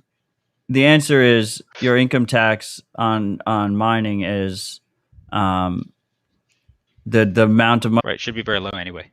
Right, so it's not the full mining revenue you bring. I mean, I'm not saying that Bitcoiners should try and get that loss. Like, you'll probably just get fucked if you try, but technically you could, I guess. But neither of us are tax lawyers. Yeah, I'm not the tax lawyer. I feel too passionately about it, so I just decided I wasn't gonna be a tax lawyer because I probably wouldn't be good at it. I'm gonna copy one of his other questions into our chat so that you can see it. Right? I don't need to post it in the main chat. Yeah, and it's about the FATF travel rule. See if that works. Yep. I think. Wait, it doesn't. Okay, the chat doesn't let me post the entire question. There's a character limit. Classic. Okay. They're trying to censor us. So he was saying people might be confused about the FATF travel rule and whether it only applies to exchanges. About it only applying to exchanges sending Bitcoin across the U.S. border, and people might believe that it applies to private users needing to comply with suspicious activity reports. Happy to clear that up. The travel rule doesn't apply to individuals. It only applies to financial institutions. So you don't have to report your friends for suspicious activity. And you don't have to, I mean, if you're sending money to a friend in another country, I don't know, what are you supposed to do? Send them their own information? It just doesn't make sense unless there's a third party involved. Right. I mean, we discussed this earlier, right? It's specifically between two regulated parties. I do think that it could just be the first shot. It could be the setup shot. But right now it's just one regulated institution to another. I mean, I'm sure there's freaks out there that send from one exchange to another, but like, I don't know what you're doing. At least yeah. I think I'm guessing the people that do that are primarily just trading and just accept right. that it's going to be arbitrage, KYC, and yeah, that just is what it is, right? And hopefully that's separate from the rest of their stack. I mean, if you're trading with your whole stack, you got a problem. Right. Yeah, I mean, the overwhelming majority of people who trade are just gonna lose money. Yeah, I agree. And learn that lesson already. Have a huge data and tax burden on top. So, I mean, while we're waiting for more questions from the freaks, if they ever come, let's bring up some hot topics. Yeah, so shit, the edgy shit. So, well, I'm we're allowed curious, to curse, right? Of course, dude. Okay. I try not. I've been trying not to, but especially as it goes on and I drink more, I tends to get a little bit more frisky. Yeah, you're 100% allowed to. My grandmother asked me, she's like, "How do I not get kicked off the radio?" I was like, "This is just not priced in, Grandma. You don't understand how the internet works." Yeah. They're trying. They're trying to kick us off the radio, the internet. They are radio. going to. Well, this is one of the reasons why I launched BitcoinTV.com. So it's a censorship resistant spot for Bitcoin content, including Citadel Dispatch. Right. But forward to that. yeah, I expect that more. I expect that to happen more. We already saw what Biden's spokesperson was like. If you get kicked off of one platform, we're gonna have to kick you off. We want to be able to kick you off all the platforms at the same time, which is like a really dangerous framing to hear come from the administration. So I'm like curious. We have like all this recent developments along vaccine passports in a lot of different areas of the world. Do you see? Do you feel like there's an encroachment on privacy? That Now that we've established that we're allowed to curse, I mean, that's just the that's just the most accurate way I know how to describe it. I mean, I want to be optimistic, but Bitcoin and things like it that give me hope and make me optimistic. But anything that relies on politics, I'm not optimistic about for the most part, or just varying degrees of pessimistic or not that optimistic about. I mean, we've got some states here in the U.S. that do things differently, like Florida does things differently. I moved here from California partially because of the lockdowns, obviously because of the taxes too, but there's some counter movements. Not enough though. You know what I mean? Not as many as there could be. Especially in Europe. I mean, I feel bad for what appears to be happening there. Not sure what to make of all that. I mean, look, plenty of people have said all there is that needs to be said about it. It's obviously unfair and bordering on totally ridiculous, or totally ridiculous. They seem to protest more though, so that's the optimistic take. The Europeans, you mean? Yeah. Do you think they're going to take it? Well, they do seem to protest more. I mean, I certainly see more videos of them protesting, but also their lockdowns are way more strict than ours are. Right. Way, way, way more. Yeah, and they've been going on for much, much longer. I mean, we did have some lockdown protests here, minor ones here and there, but I don't think they got nearly as bad in the U.S. as they did in other places. Okay, so we have a great Bitcoin question. I agree with you, by the way. I didn't mean to cut you off. It's okay. From Quinn Solo, I've been stacking and coin joining for a few years now. If the IRS comes after me because of a KYC exchange reporting that his withdrawals went through CoinJoin, is there a situation where you think he'd have to prove to them that he still has the Bitcoin and hasn't sold? Could he be forced to dox himself to prove that? Okay, I'm reading the question again on the screen while I think about the answer. So the KYC exchange says that you bought Bitcoin. You withdrew to CoinJoin. Right. I think the burden is on them to demonstrate why you have gains that you didn't declare. Do you know what I mean? And if you didn't sell any, then you don't have any gains. So like if you bought a car or something, well, how'd you buy this car? Right. They could ask you that, but under his hypothetical, he's just been coin joining and stacking and not actually selling. So if you're not actually selling, then they could investigate it. But if you haven't actually sold anything, of course, that's not it's not ideal, right? If you haven't done anything wrong, you have nothing to worry about. Right. But I think the burden is on them to prove it. And as absurd as this sounds, all the tax lawyers I talk to tell me that like there's nobody working at the IRS. Like they're not nearly as active as they could be, which is for most of us in the Bitcoin world, myself included, like I spend, 15 to 20 minutes a day worrying about the IRS probably. I don't know if everyone else does, but or at least some portion of my day, you know what I mean? Or my life, maybe not on a daily basis, but you get the idea, right? It's a concern. Even if you haven't done anything wrong, you really don't want them going through all your stuff. And as of now, they're like way, way, way behind.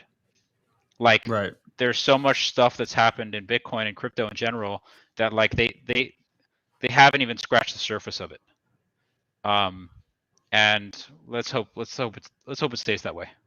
Yeah, I mean, I would say that I worry about it enough that I like basically self-censor myself around the topic and try not to talk about it. I would urge the freaks to pay their taxes. Pay your taxes. Early. I pay them early. And yeah, pay them early. And leave it. Yeah. but my biggest fear is, yeah, or not my biggest fear, but one of my fears is, if we're right about Bitcoin, the chain is going to last forever. It's always going to be there. Anyone can look at it in the future. The external data that links to the chain, including KYC data, but also other data, is only going to increase from here.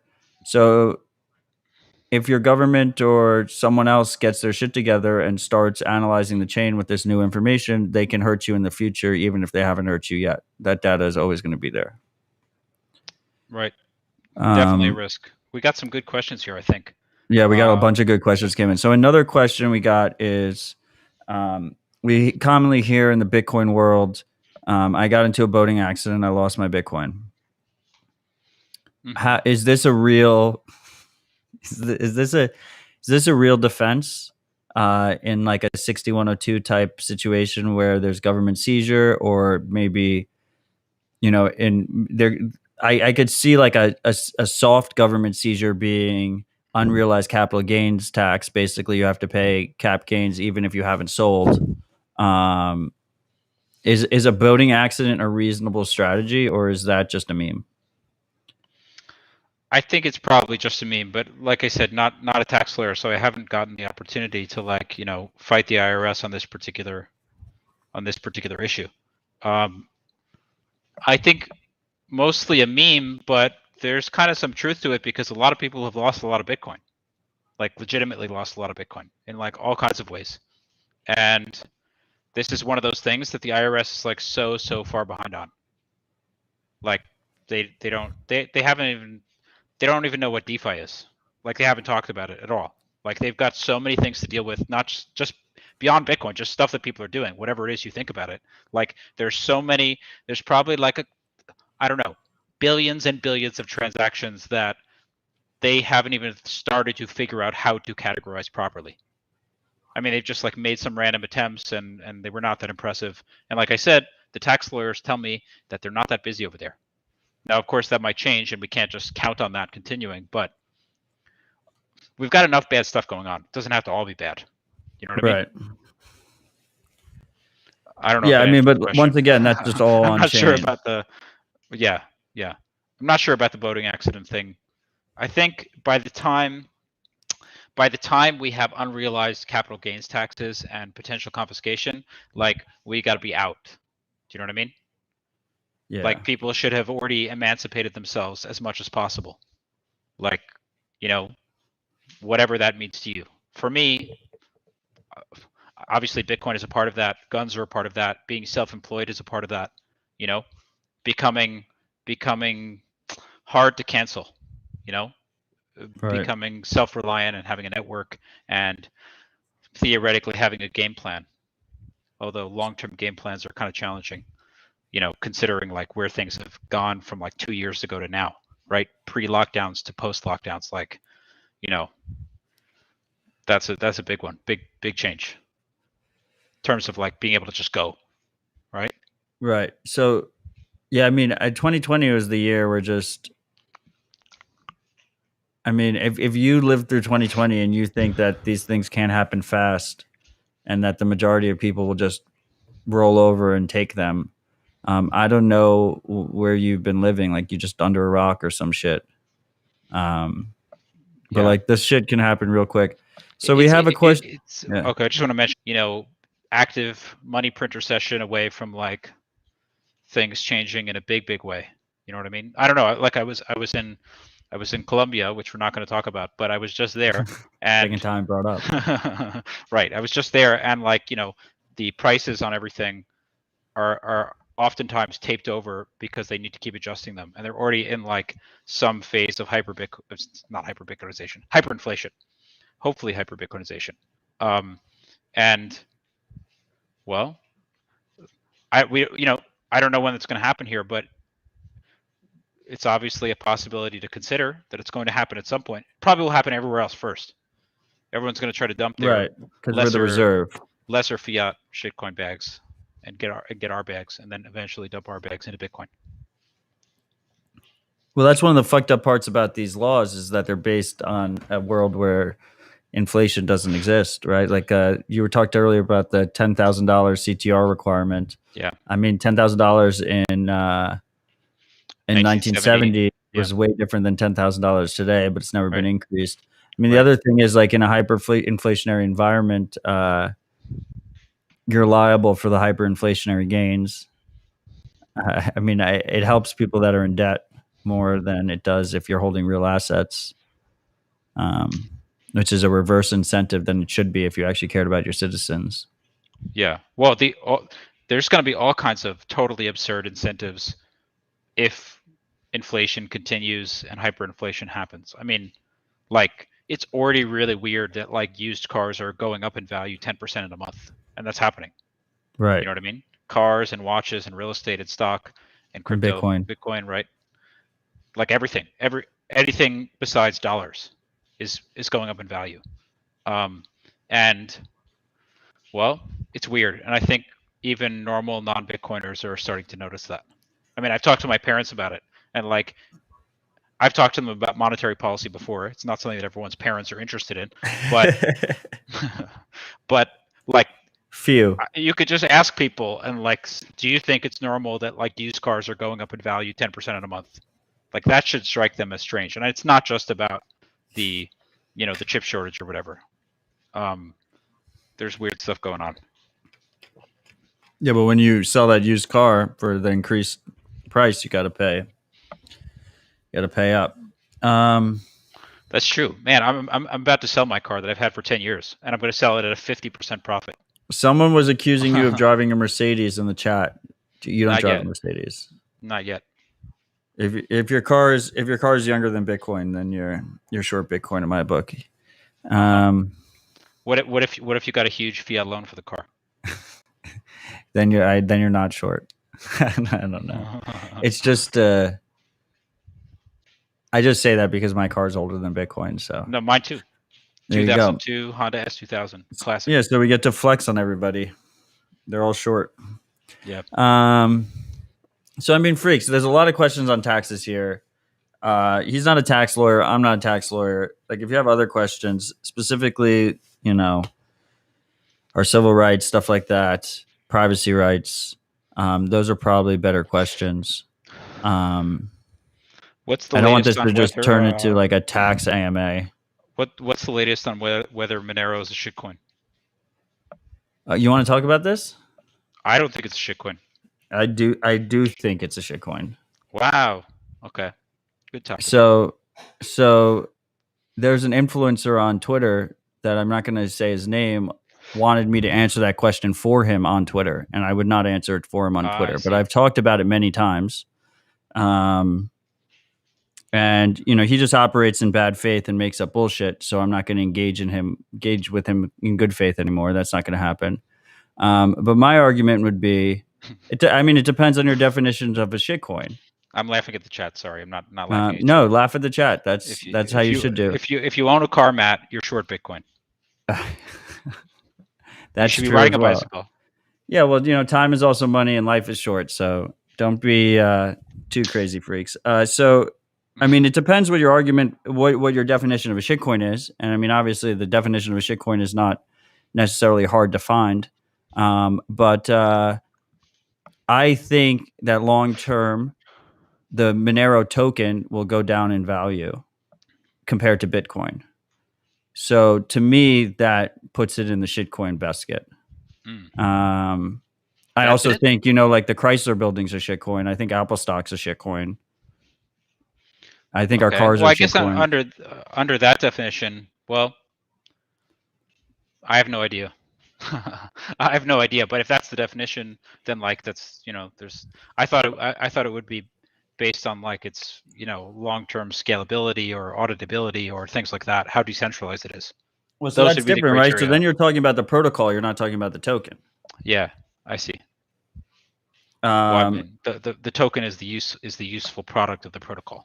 And I'm not trying to say like I think it's not a question of whether or not I think it should decrease in value. I just think it will, right? And my thesis is that Bitcoin is so fucking hard that everything in comparison to it will decrease compared to it. Like Bitcoin will outperform everything. It's just it's a thesis. It's an expectation more so Yeah. than a What declaration. what about as a tool for privacy? As a tool for privacy, I think it's extremely useful today. Yeah. And me I've too. said that in the past. You know, I think in general the community is very focused on a very noble cause, which is very accessible transactional privacy. I just question whether or not it can accrue value long term against Bitcoin, and I don't think it will.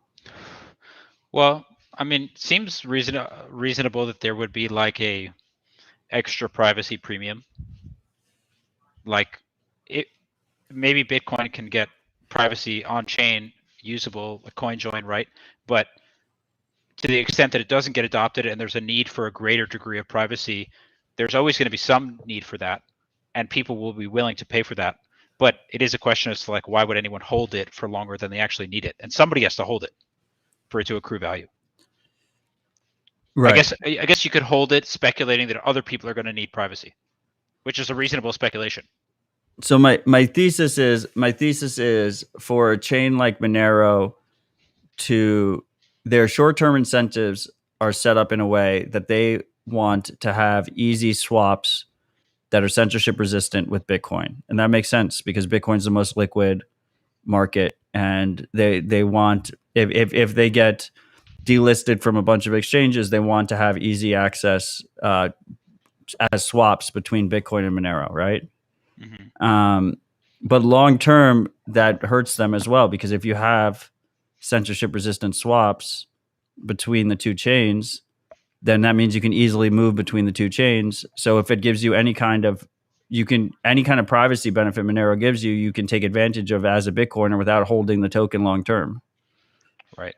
So it's like damned if you do, damned if you don't. And if they don't do it, then some other, fork of Monero or some other privacy focused chain would do it instead. So they have to do it. But if they do it, then why would you hold it? I agree. It's a concern. I mean, we'll see. Yeah. So we have Anthony in the chat. If you did something highly illegal, would you accept Monero and convert it to Bitcoin or keep it in Monero? And that's what I'm saying. Like, I think like if you're like a ransomware dynamic, just the whole because I get shit on from both sides whenever I talk about it, which is, you're doing something right when that's what happens. Yeah. I think maybe I'm just patting myself on the back. But it does seem like the chain that Bitcoiners are most insecure about. Right. Or at least certain influencers are most insecure about. And I would say to them, well, let's improve Bitcoin privacy guarantees. I don't expect it on the protocol layer, but let's do it on the app layer and let's do it on the education layer. I mean, it's the same thing with Ethereum and smart contracts and Bitcoin. Like, that's the way it comes off to me. Maybe that's a hotter take than was expected, but like, sometimes okay, you know how Cardano has been like proclaiming that they're going to have smart contracts for like 5 years, right? The smart contracts are coming, right? And like, I remember from 2017 when like the value prop for Cardano was like Charles Hoskinson is smart and smart contracts are coming, and then 5 years later, literally no progress made on that. And it's still the same narrative. It's exactly the same. It's he's smart and they're coming. And I hope, that as far as Bitcoin goes, that the smart contracts are coming. And it's not like smart Bitcoin developers are working on it. The smart contracts are coming, kind of thing. You know what I mean? Right. I'm saying that as someone who doesn't know how to code. So like, I'm not demanding that people build them faster. But it's the same thing, right? Like if for whatever reason you want to use one of the ETH casinos or the BNB casinos, like you can do that. You just, you swap into that token, you use it, and but you don't hold the token. You hold Bitcoin. Right.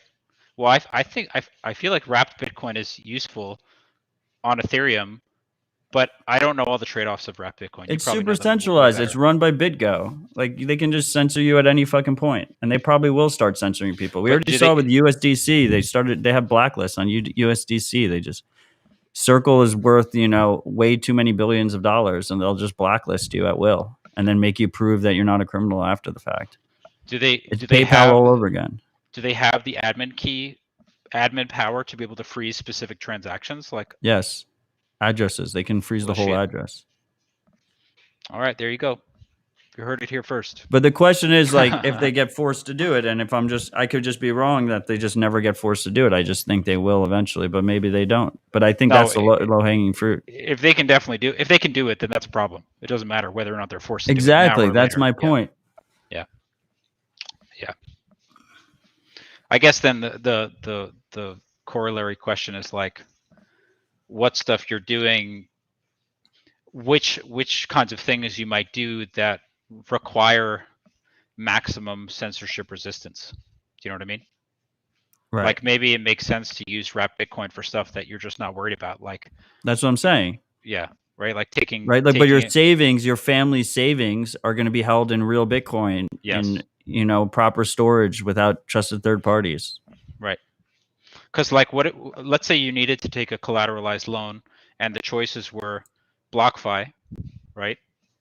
Where you have to give them your Bitcoin and take Right. a loan against it, and then the 1099s and the KYC and the custody and all that, or Compound, where you have to trust wrapped Bitcoin, but you don't have to do KYC, and you could borrow against the Bitcoin there. Like, I guess it's a subjective determination for each person, but one of those seems more attractive than the other. Or I don't know, maybe not. I mean, look, But I feel like people can't even have these conversations. Most Right. of the No time. one has the conversation. But well, there's a conversation to be had about that, I think, or at least it's a debatable issue. But I would Maybe- avoid KYC at all costs. me too. But I just wouldn't hold. I couldn't take. I refuse to take the risk of holding long term any of these things. Yeah. But maybe it's just not. It's Well, the KYC is not forever, for me. right? Whereas the risk of using wrapped Bitcoin and Ethereum are I hate only wrapped as long as you Bitcoin. actually use them. I can't believe you said it so many times on the show so far. What are you going to do? You got to take a loan. Besides HODL HODL, which is the third option, or things like it. I mean, these are real dilemmas that people have. Right. And like, there's like not obvious, easy answers where like, you can just like predict the morally correct Bitcoin purist answer. They're Yeah, like so I mean, we real-world have challenges. we have Anthony coming in with the Bitcoin purist answer to use Liquid instead of Ethereum. And I would argue that I'm confronted with the same exact situation. Like, I wouldn't want to be in Liquid long term. I would be trying to hold as much Bitcoin as possible, real Bitcoin as possible, rather than being in the Liquid ecosystem. If I was going to use something in the Liquid ecosystem, I would do it the bare minimum. Do they have a platform for collateralized lending on Liquid? So HODL HODL offers that. They support Liquid Tether. Right. But also, I mean, I know there's a But like No. natively on chain. yeah. There Or was no. just recently there's a new project out called TrueDex, which is trying to offer a so-called decentralized exchange with atomic swaps on Liquid, and in the most cringe way possible, they're calling it Li-Fi, which is just like, come on, guys! Like, you didn't hire a single marketing person. Like, what the fuck are you talking about? What is that supposed to stand for? Liquid finance instead of Oh. DeFi. Okay. Well, yeah. I didn't get that initially. Yeah, well, exactly. Horrible term. Doesn't make Yeah. any sense to me.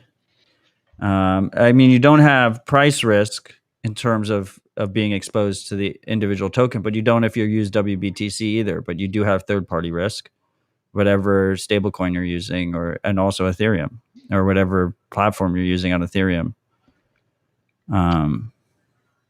Anthony's telling me that supposedly Elizabeth Stark tried to make Li-Fi work first for Lightning Finance, but I guess they poached it from her. I don't know. Like, it's become like a shitcoin narrative lately to like call like the shitcoin chain side chains of Bitcoin with like a worthless utility token. Well, they don't say worthless utility token, but to be clear, like that's been my thesis for a while. Like, all of these chains are essentially side chains for Bitcoin with a token that will decrease in value long term. So Bitcoiners can take advantage of those options if they would like to. but it's foolhardy to hold the token, the underlying token, compared to Bitcoin, in my opinion. Does that make sense? Yeah, I mean, it does. Like, I don't know how one explains like Ethereum's performance since it came out. I guess it's long term, right? Long term, everything goes where it's supposed to go. But like, Right, there'll be short-term pumps and shit, especially if the things are liquid. yeah, But long term, in 10 years, when we sit down in 10 years and we go back and listen to this conversation, I don't think any of these tokens will be worth more than Bitcoin. yeah, agreed. Certainly not. That's kind of where I'm coming from it as. Yeah. I'm just trying to think of the hot takes here. Okay, I'm just gonna bring it up just because I feel like it. And Yeah, hit us with the hot takes. We're 2 hours in. Only the ride or die are here now. the sat stacking channel, that's J_TC, says I have a heavy ETH bag. Yeah, clearly. Well, a little bit, but but I feel like when people talk about Bitcoin and Ethereum, like in total performance, Bitcoin obviously has exceeded Ethereum, but like Bitcoiners could have like 100x their Bitcoin by buying Ethereum when it came out. 100%. Okay, just because I always see people on Twitter saying that that's not true when like it's just math. Right. And if like, I had bought into the ICO, I would have done very well. right. Instead, I wrote an article that said it was a bad investment at the time of the ICO. Mm-hmm. I was wrong about that. But that's a short-term liquidity thing. Yeah. I don't think anyone could have predicted how great the demand for absolute garbage vaporware shitcoins really is. There's a massive demand for it. And Ethereum is just the best possible platform for creating garbage vaporware shitcoins. Well, they started it, but they're kind of getting outcompeted, no? I mean, they have network effects, you know what I mean? Like if you're going to create a new token, you could do it on some other ecosystem that's theoretically faster and more efficient, but and cheaper fees. All the people that you want to dump your bags on are still on Ethereum, right? All the customers are there. So if you're a developer and you want to make money, which is what people want to do, then you have to go where the people with money are. Right? So it's kind of like I don't know, some kind of a catch-22, right? People want to go to a new platform, but nobody wants to build applications there, and nobody wants to build applications there because everyone's still on Ethereum. I mean, I think it's like a race. It's a race to zero because ultimately, at the end of the day, when you're talking about like the retail masses, degenerate masses gambling on this shit, like you're going to have to try and optimize for low fees. And if you optimize for low fees, then you're forsaking decentralization. And if you don't do it, someone else will do it. I mean, we saw Binance, they basically aped completely. They completely copied Ethereum. They called it the Binance Smart Chain, I think, BSC. And all the existing tooling for Ethereum worked on it, but the fees were a fraction of the cost because they didn't care about even pretending to be decentralized. Right. And that's just going to keep happening. And it's just, short-term, high time preference bullshit. And long-term, it hurts your chain and it hurts the censorship resistance of your chain. And it's like, what's the value prop? But it's kind of amazing that Ethereum remains centralized to whatever degree it does, and yet fees are really, really high. Do you know what I mean? Like ETH fees right today, they're not that bad. But like you were mentioning how normally you're optimizing for fees, you're sacrificing decentralization, but Ethereum has managed to stay centralized and also have really high fees as well. But I guess that's just a network effects thing.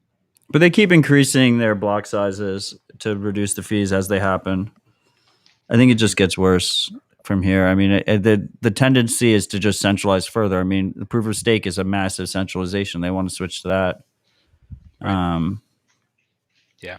It's short-term games. It's all high time preference bullshit. Yep. Yeah. So I mean, we're talking about shitcoins too much. Do you have any hot takes that don't involve that? We had a question about Section 230. Have you have any opinion on Section 230? Do you know what Section 230 is? Of the Section 230, oh right, Communications Decency Act. It's like the carve out that means publisher thing. Yeah, like Twitter isn't liable for what gets published on their platform. Right. No, I have no opinion on it. I mean, like, it's just, as a lawyer, there's so many areas of work that you can do, and lawyers just don't know about everything, and they don't practice in every area. And nobody ever calls me to be like, hey, let's have a Section 230 lawsuit, or let's Right. study this part of the law, because it just doesn't matter for most people. But I'm just a tiny subsection of the law, right? Like, I just don't know anything about family law or real estate or any of these other areas that don't particularly concern me. I mean, Right. I care about free speech, a lot, and what the platforms are able to do and not do, but I wish I had the time to study it all, you know? Yeah. I mean, none of us have the time. Yeah. I mean, my semi-educated opinion on Section 230 is that it's a net good. I don't want platforms to be liable for speech because I want platforms to allow all speech. Period. Um, I think repealing Section 230 kind of goes against that. I think it hurts us more than it helps, even if on the surface it seems a lot of proponents make it seem like, oh, well, if they're not protecting our speech, then we should get rid of their protection. But I think you just make it worse. But maybe you remove that protection and we end up with more distributed alternatives where they can't censor speech by design. That's what I'm Which is hoping for. ultimately what we want, right? Like Yeah. I don't want large companies to be able to be even in the position. It's the same thing with the exchanges, right? Like you don't even want them to be in the position to censor you, so that there's no possibility that they feel either inclined to, based on their shareholders or widespread opinion, or because of regulatory pressure, they shouldn't even have the capability of doing it. And if someone's doing something illegal, then you hit them with good old fashioned police work. You don't need to censor them. Right. Did you ever use Dissenter? No, that was like the plugin, right? For Right. Gab's Gab. Chrome extension where you could comment on any page. I had hoped that would take off. No, but see, like that's a perfect example to me, right? Like that doesn't really solve anything. That's just you're just picking a different centralized company to choose that you're just hoping doesn't fuck you over. And even with Gab, like I mean, my co-host Marty on Rabbit Hole Recap like hates porn. So does Gab. Gab won't let you post porn. It's like so okay. So you're just picking a different sensor over another sensor. Right. Makes sense.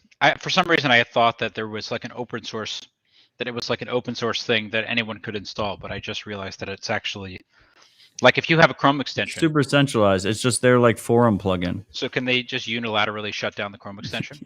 Yeah. Oh, well, shit. Yeah, it's just more bullshit. It's not really a solution. It's not a long-term solution. Long-term, we want platforms that are distributed and hard to censor by design. Mm-hmm. So I have mempool.space open. I'll bring this back to Bitcoin. Yep. I have mempool.space open showing a live look at mempools everywhere, or at least their mempool, but your mempool should be similar, and you can run it on your own node if you want to compare. Bitcoin dumped under 30 and pumped over 40. And usually that results in more chain usage. We don't see that happening. What do you have any views on this? Look how empty this mempool is. It's a complete ghost town. It's one sapper byte gets you into the next block. Is this something, Right. do you have any opinions on this? Is this something we should be concerned about? Me on whether we have enough mempool usage? No, I mean, I guess it's just a leading question, but to me, what I see is I think this is like proof that people are using centralized exchanges and they're not withdrawing and holding their own Bitcoin. They're just keeping it all on centralized exchanges and trading that way. Would you agree? I would agree that the most recent price action probably has more to do with derivatives on centralized exchanges than anything else. Right? Like this particular, dump and then pump and the short squeeze or whatever it was, right? Seems like it happened on a couple of centralized exchanges, but I haven't looked at like the on-chain data at all recently to know if it's actually indicative of anything in the bigger picture. Yeah, I mean, I think the mempools are a perfect example that it really isn't. I mean, I don't think there's much usage of the chain right now. Clearly there isn't much usage of the chain. Look at it; it's just empty block after empty block. Another block just came through. Hmm. I mean, part of it is because hash is coming back Unfairly online. cheap. So yeah, unfairly cheap. When you have To your hash point, coming Jones. back online, the blocks get produced quicker. I mean, right now they're projecting a 4% increase in the difficulty, so blocks do come out quicker. So you should have lower fee pressure, but still, I mean, it's a ghost town. Yeah. So we have future Paul in the comments. I think he's been on the show multiple times, but he's a good friend, and he thinks that we should abolish Section 230. Speech is speech, publishing is publishing, carve out, screw things up, and he thinks 230 incentivize centralization. I don't expect you to have an opinion on his opinion. I was just stating it because it's the opposite of what I said. So Right. felt like it should be voiced to the people on the audio feeds. I don't know. I think regulation in general encourages centralization, and I mean, that's a legitimate argument for them to make, considering who they're appealing to. Right. They're appealing to like primarily. Regulators. Well, I guess you could call them that. Do you see Anthony's question? Do you want to answer this question or no? I like how well you dodge politics. It's very impressive. So nonpartisan, so stoic. It's the libtards, Matt. It's the libtards. Anyway, let's see Anthony's question here. I don't want to. I don't know if you're inclined to answer it. Would you Raphael advocate seeking privacy? I'll read it. I don't care. Would you advocate seeking privacy as a sort of right, even if it means breaking the law? Advocate it as a sort of right. I don't really know what that means, even if it means breaking the law. I mean, people should do whatever they need to do to protect themselves. You know, fuck the law. Not legal advice. But, you know, do what you got to do, right? I slept for like 3 hours. I told Matt I'm bringing out the cranky takes. Do you think porn is free speech? Yes. Okay. Don't you? Yeah, I do. But that we had Bitrio asked if we could get back on the porn talk, so I was just curious. Oh. But Anthony's question was good, right? I don't know if I'm doing it justice, but I mean, you should fight for your rights, right? That's your Yeah. answer. Right. I mean, if the law is unjust, then you shouldn't follow it. And Right? and advocate for more just laws, Right. I guess. I mean, the only thing I would consider is what are the consequences for doing what I want to do, what I know is right. Do you know what I mean? Like, what's legal or illegal is irrelevant. I'll decide what's right and wrong for me. And the only question is like, what can I get away with?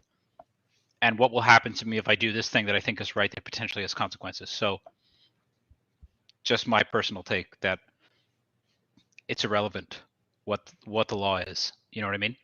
Like, the consequences are the relevant part. Yeah, I mean the consequences are highly relevant to your decision. The only thing relevant. Right. Like, it literally means nothing to me that Congress said that things should be a certain way. What difference would it make to me? What do I care what they have to say? You know, I don't delegate my critical thinking or my decision making to them.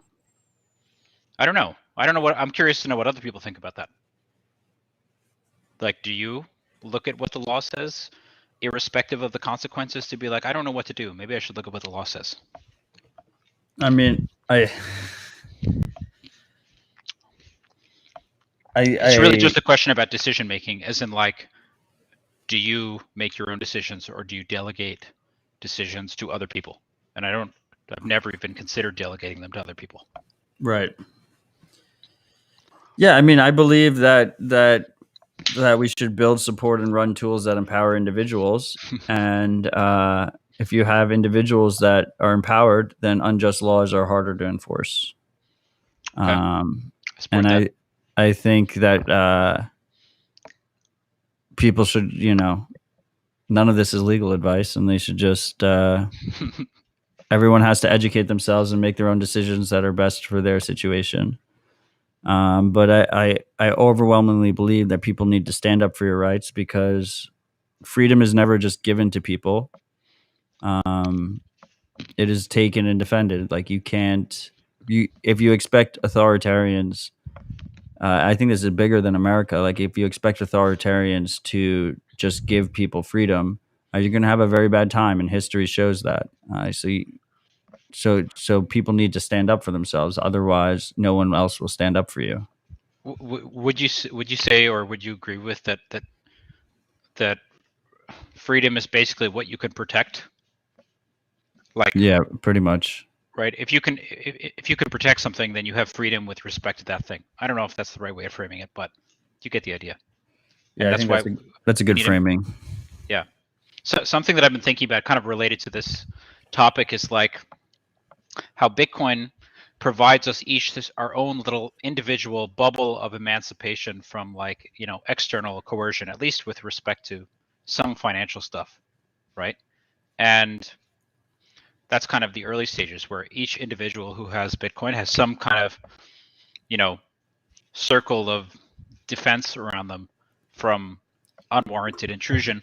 But I'm curious what the next stage of that is. Like, if enough people have that, how can we make that bubble bigger? That bubble of protection. More than just your money. Well, not more than just your money, but more than just you as an individual. Like, if you have Bitcoin, then you're protected using the protections that Bitcoin offers. But how can we extend that to more than, like, the sum of me and you both have Bitcoin, so me and you are both protected, and make the bubble bigger, so it's like a societal protection? Maybe it just takes time. I don't know. Do you get where I'm going with that? Yeah, I mean, we need people to stand up. Like, if you just, it's. I don't mean politically. I mean, like, how do we expand our emancipation from the state in a material way, like, to the greatest number of people possible? I guess the best thing that each individual person could do is just acquire Bitcoin, right? That's one way to do it, I guess. And use it in a self-sovereign way. Yeah, I'm pretty sure the way that the bubble expands is just hyper Bitcoinization, right? That this individual protection that we have now eventually makes fiat currencies useless and gets rid of them, which reduces the state's power over individuals, and then now the bubble is everywhere. But there's a messy period in between. There is. The messy period is what I'm worried about, especially we're public Bitcoiners. So yeah, it's a problem. I mean, like, a protest with just 10 people doesn't do anything, right? Right. You need the masses. You need, for the individual to have protection, for the individual to have real protection, to see real change. You need the masses to buy in. Not necessarily buy into Bitcoin, but buy into self-sovereignty. Like a good example is encrypted messaging versus, like, text messages. Right. Agreed. And, like, a positive example would be something like Signal. While not ideal and definitely has centralized elements, and it's not great that it uses a phone number. It's not great that a lot of people have auto updates enabled on their iPhone or their Android device. But it's still a growing group of people that are using encrypted messaging to communicate with each other. Mm-hmm. But if you just have, like, 10 people doing that, that doesn't really help us much on a big scheme. Right. Okay, that makes sense. Basically, power numbers, and it's happening. I mean, more and more people are at least, well, probably using Signal too, and accumulating Bitcoin. Right. I'm looking at the chat. We got some questions here. Or did you already review them? Do you have a good question? Let's see. Okay. I didn't see anything that was. Okay, so some person, right? They had two questions. The first one didn't seem that important. The question was, does that mean they shouldn't be allowed to help write regulations, lobby, testify? Well, now it disappeared from the chat. But anyway, I don't think anything me or Matt said has anything to do with removing people's ability to participate in politics. It's just that politics is kind of depressing and not that useful. Man, I don't really understand the second question. I do want to do a shout out that I like that his name is some person, so I sound like an asshole every time that when I quote him. Right, it sounds like I'm just not remembering his name. Yeah, Mr. Person, if you want to restate the question, make it clearer for us, we will do our best to answer it. I think that our political process is owned by large corporations, and it's extremely disheartening. And I think for real change, you need to just use tools that empower individuals. And I know I'm just repeating my book over and over again, but I really do believe it because I just don't see any real progress being made. Even when you're like privacy is a perfect example, right? Like fuck the GDPR. Like that didn't, Europe passed a widespread privacy regulation. If anything, it hurt privacy. Right, and now we all and have it created all a regulatory moat. Stupid pop-ups. Yeah, on every single website. Like that's not a real privacy improvement. That was and that was years of political infighting before that happened. Right. What's the out of curiosity question for you? I don't know if are you used to people asking you questions, or do you just ask the questions? Yeah, ask me a question. So the question is, what's the latest on Citadels and geographic relocation? Should it become necessary? Is it something that people like brainstorm privately because they don't want to give up their OPSEC? Or is it I mean, I don't think people want to say where they're going. I mean, I definitely don't. If you hear me talking about locations, they're not my first choice. Well, shit. Guess we can't talk about it. No, I mean, I think that's a real thing, right? Or what are the criteria to consider? I mean, without giving it away directly, which it should probably. It's not like it's obvious. I think ultimately, right? I think local governance tends to be less corrupt and more for the constituents than larger government. So I think if you want to talk about decentralization, distribution, censorship resistance, and you want to apply that on a human scale, then you're talking about small sovereign communities. We can call them citadels if you want. Right. And those communities will tend to be more aligned with their constituents than larger, unwieldy jurisdictions. And I think they will outcompete long term because the major negative that concept has had is lack of global trade connections and global communications. But the internet and Bitcoin together kind of solve that. So it should enable more sovereign, small communities. Yeah. There's still, for physical goods, there's still potential.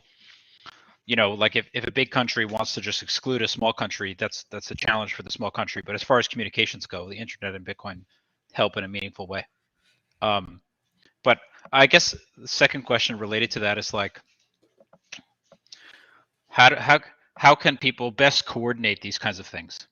I mean, I guess you could just talk with your close group of friends, right? That's what you have to do. It's like small communities, small group chats. Yeah. Sitting by the bar with no phones on. Right, phones in the microwave. Yeah. And that's what one of the issues with 2020 to me is that these governments lock down people, and then all these intimate conversations that you usually have that were like the last bastion of privacy, which is like the conversations like you have in a bar at 2 a.m. with your boys. They all moved to centralized surveillance apps. Zoom is a perfect example, right? Yeah. Where like every single conversation is recorded and saved and can be used against you in the future by keyword search. They're all recorded? I'm assuming that they do what a lot that we've heard in the past with the Snowden leaks, which is everything gets transcribed to Word, to text, because text is a very small file. It's very easy to keep a text file, and then you can search it after the fact. Oh, I see. And Makes then sense. there's probably mixed in with active surveillance, where if they see a particular group of people, because Zoom requires like soft KYC basically. If you see a certain group of people having a conversation, then you can actively either listen in or record that properly. But most of it is probably saved as text that can be searched in the future. Right. Well, how many interesting conversations even happen on Zoom anyway? Yeah, I mean, too Zoom many. is like the LinkedIn of communications. You know what I mean? It's boomer shit. Dude, a lot of people are having conversation on it. And look, just like this is the reason I say that is because that's what like AT&T was doing and stuff, right? And then I think they save it in they have like a server farm that the NSA has in like Utah or Nevada or some shit, where they just save all the text. But like all of our calls that we make on the major telecom providers are probably saved in a similar way. It was just that like the last bastion, that private conversation you had with friends or family was kind of moved into that surveillance panopticon. And like, don't even get me started, obviously, with the Google Homes and the Alexas and the Ring cameras. Right. You like go over to a friend's house and you realize you just entered on camera, and then you walk in and there's live microphones everywhere. Yeah, it's ridiculous. Mr. Person reframed their question. I think I understand it. I can try to answer it. Should I take a shot at it? Yeah, go for it. So the revised version of the question is: a lot of people say that Facebook, Twitter, etc., have the right to censor because they're private companies, but are they really private companies given their heavy influence and regulations? Well, that's like the billion-dollar, trillion-dollar question. You know what I mean? Like, they certainly have outsized power, and many of them are just as powerful, maybe not as the US government, just them versus the government, but they're certainly more powerful than the overwhelming majority of governments, right? Most small countries have a government nobody cares about, has almost no power. And, well, I don't know what the hell we're going to do about that. What are we going to do That's a about problem. that? Make them obsolete. What else is there to do? Build Use alternative. free open source software. Distributed protocols, censorship resistant distributed networks. That's what it's all about. That's the mission. That's why I'm here. Yeah. And a side effect is I hope to make a lot of money on my Bitcoin holdings at the same time, but I'm not shy about that.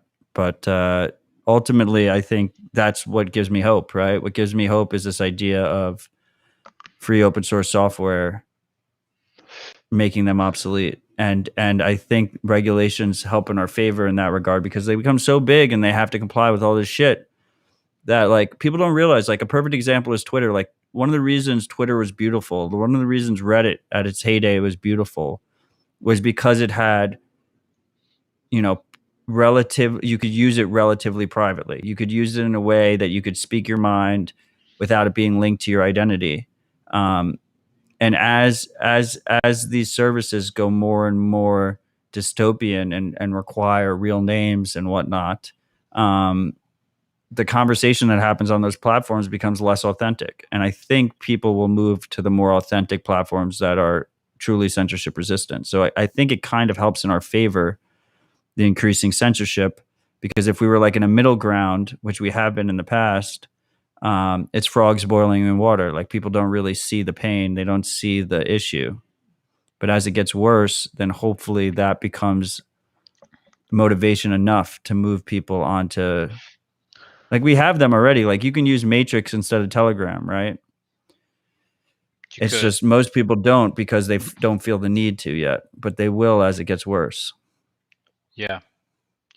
I want people to do that stuff too, and I want to do it myself. It's a network effects problem with like I still have a Facebook account. It's an embarrassment, but I want to stay in touch with people. Like I don't want to give up friends. Yeah, I got rid of my Facebook like 8 years ago, and there was like 90% of friends I lost.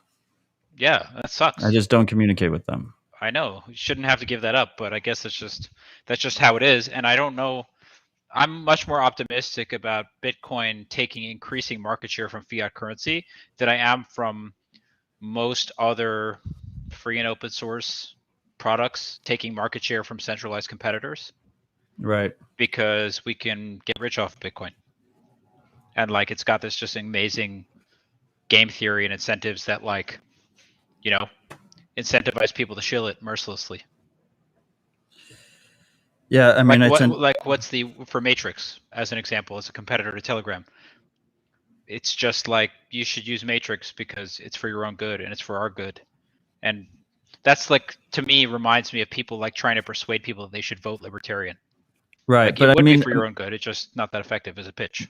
but maybe my bias is here, right? But there's conversations that I can only be a part of if I use Matrix.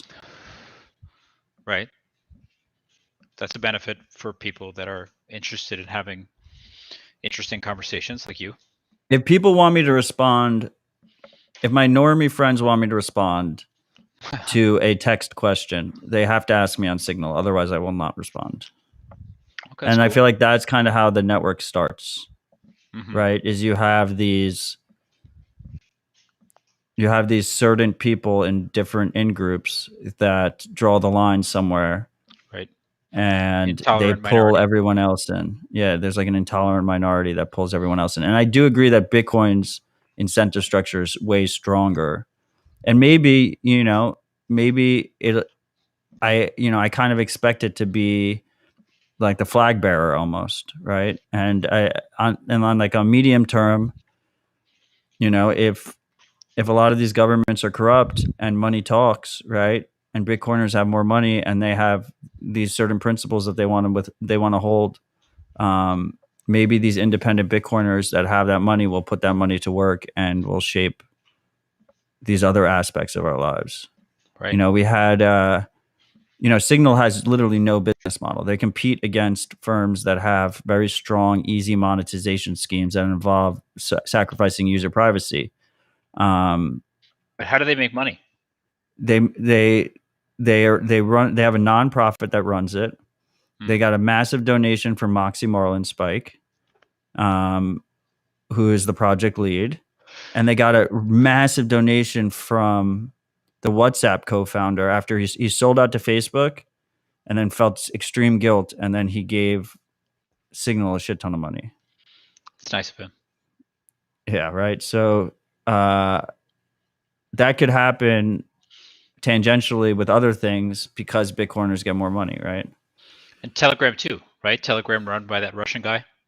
Yeah, Telegram has no business model whatsoever. He sold the Russian Facebook because he was forced by the Russian government, and then he took that money and he's just been running Telegram at a loss with his own money. It's a Chad move. Yeah, it's either Chad move or he's a massive spook. But yeah, I really like Telegram. I hope Telegram can get their shit together on encryption and things like that. Yeah, me too, man. Yeah. So I know you only got 3 hours of sleep. I think this has been a great conversation. It doesn't seem like we have many good questions left, if any. I guess we should just like wrap this up. I think it was a very important chat for the freaks. I think they enjoyed it. I hope they enjoyed it. I hope they find it useful. I hope to have you back on soon. I hope to see you in person again soon. Do you have any final thoughts before we wrap this up? Well, I think we covered a ton of topics. I mean, the game plan is kind of clear. It can be frustrating, I think, how long things can take or how long it feels like they can take. You know what I mean? Like we all know where this is going. At least I feel like we know where this is going, where it should go, where it must go. And well, we are going to get there. We're going to get there sooner or later. I hope so. I'm with you, Raphael. Thank you for taking the time to join us. Thank you for everything you do in the space. Big thanks to the freaks for joining us for another Bitcoin Tuesday, especially the ride or die in the live chat, but also everyone who supports the show so we can keep it ad-free, sponsor-free, properly align those incentives. A reminder that you can donate via citadeldispatch.com. Thank you, Raphael. Thank you, freaks. Yeah, thanks, man.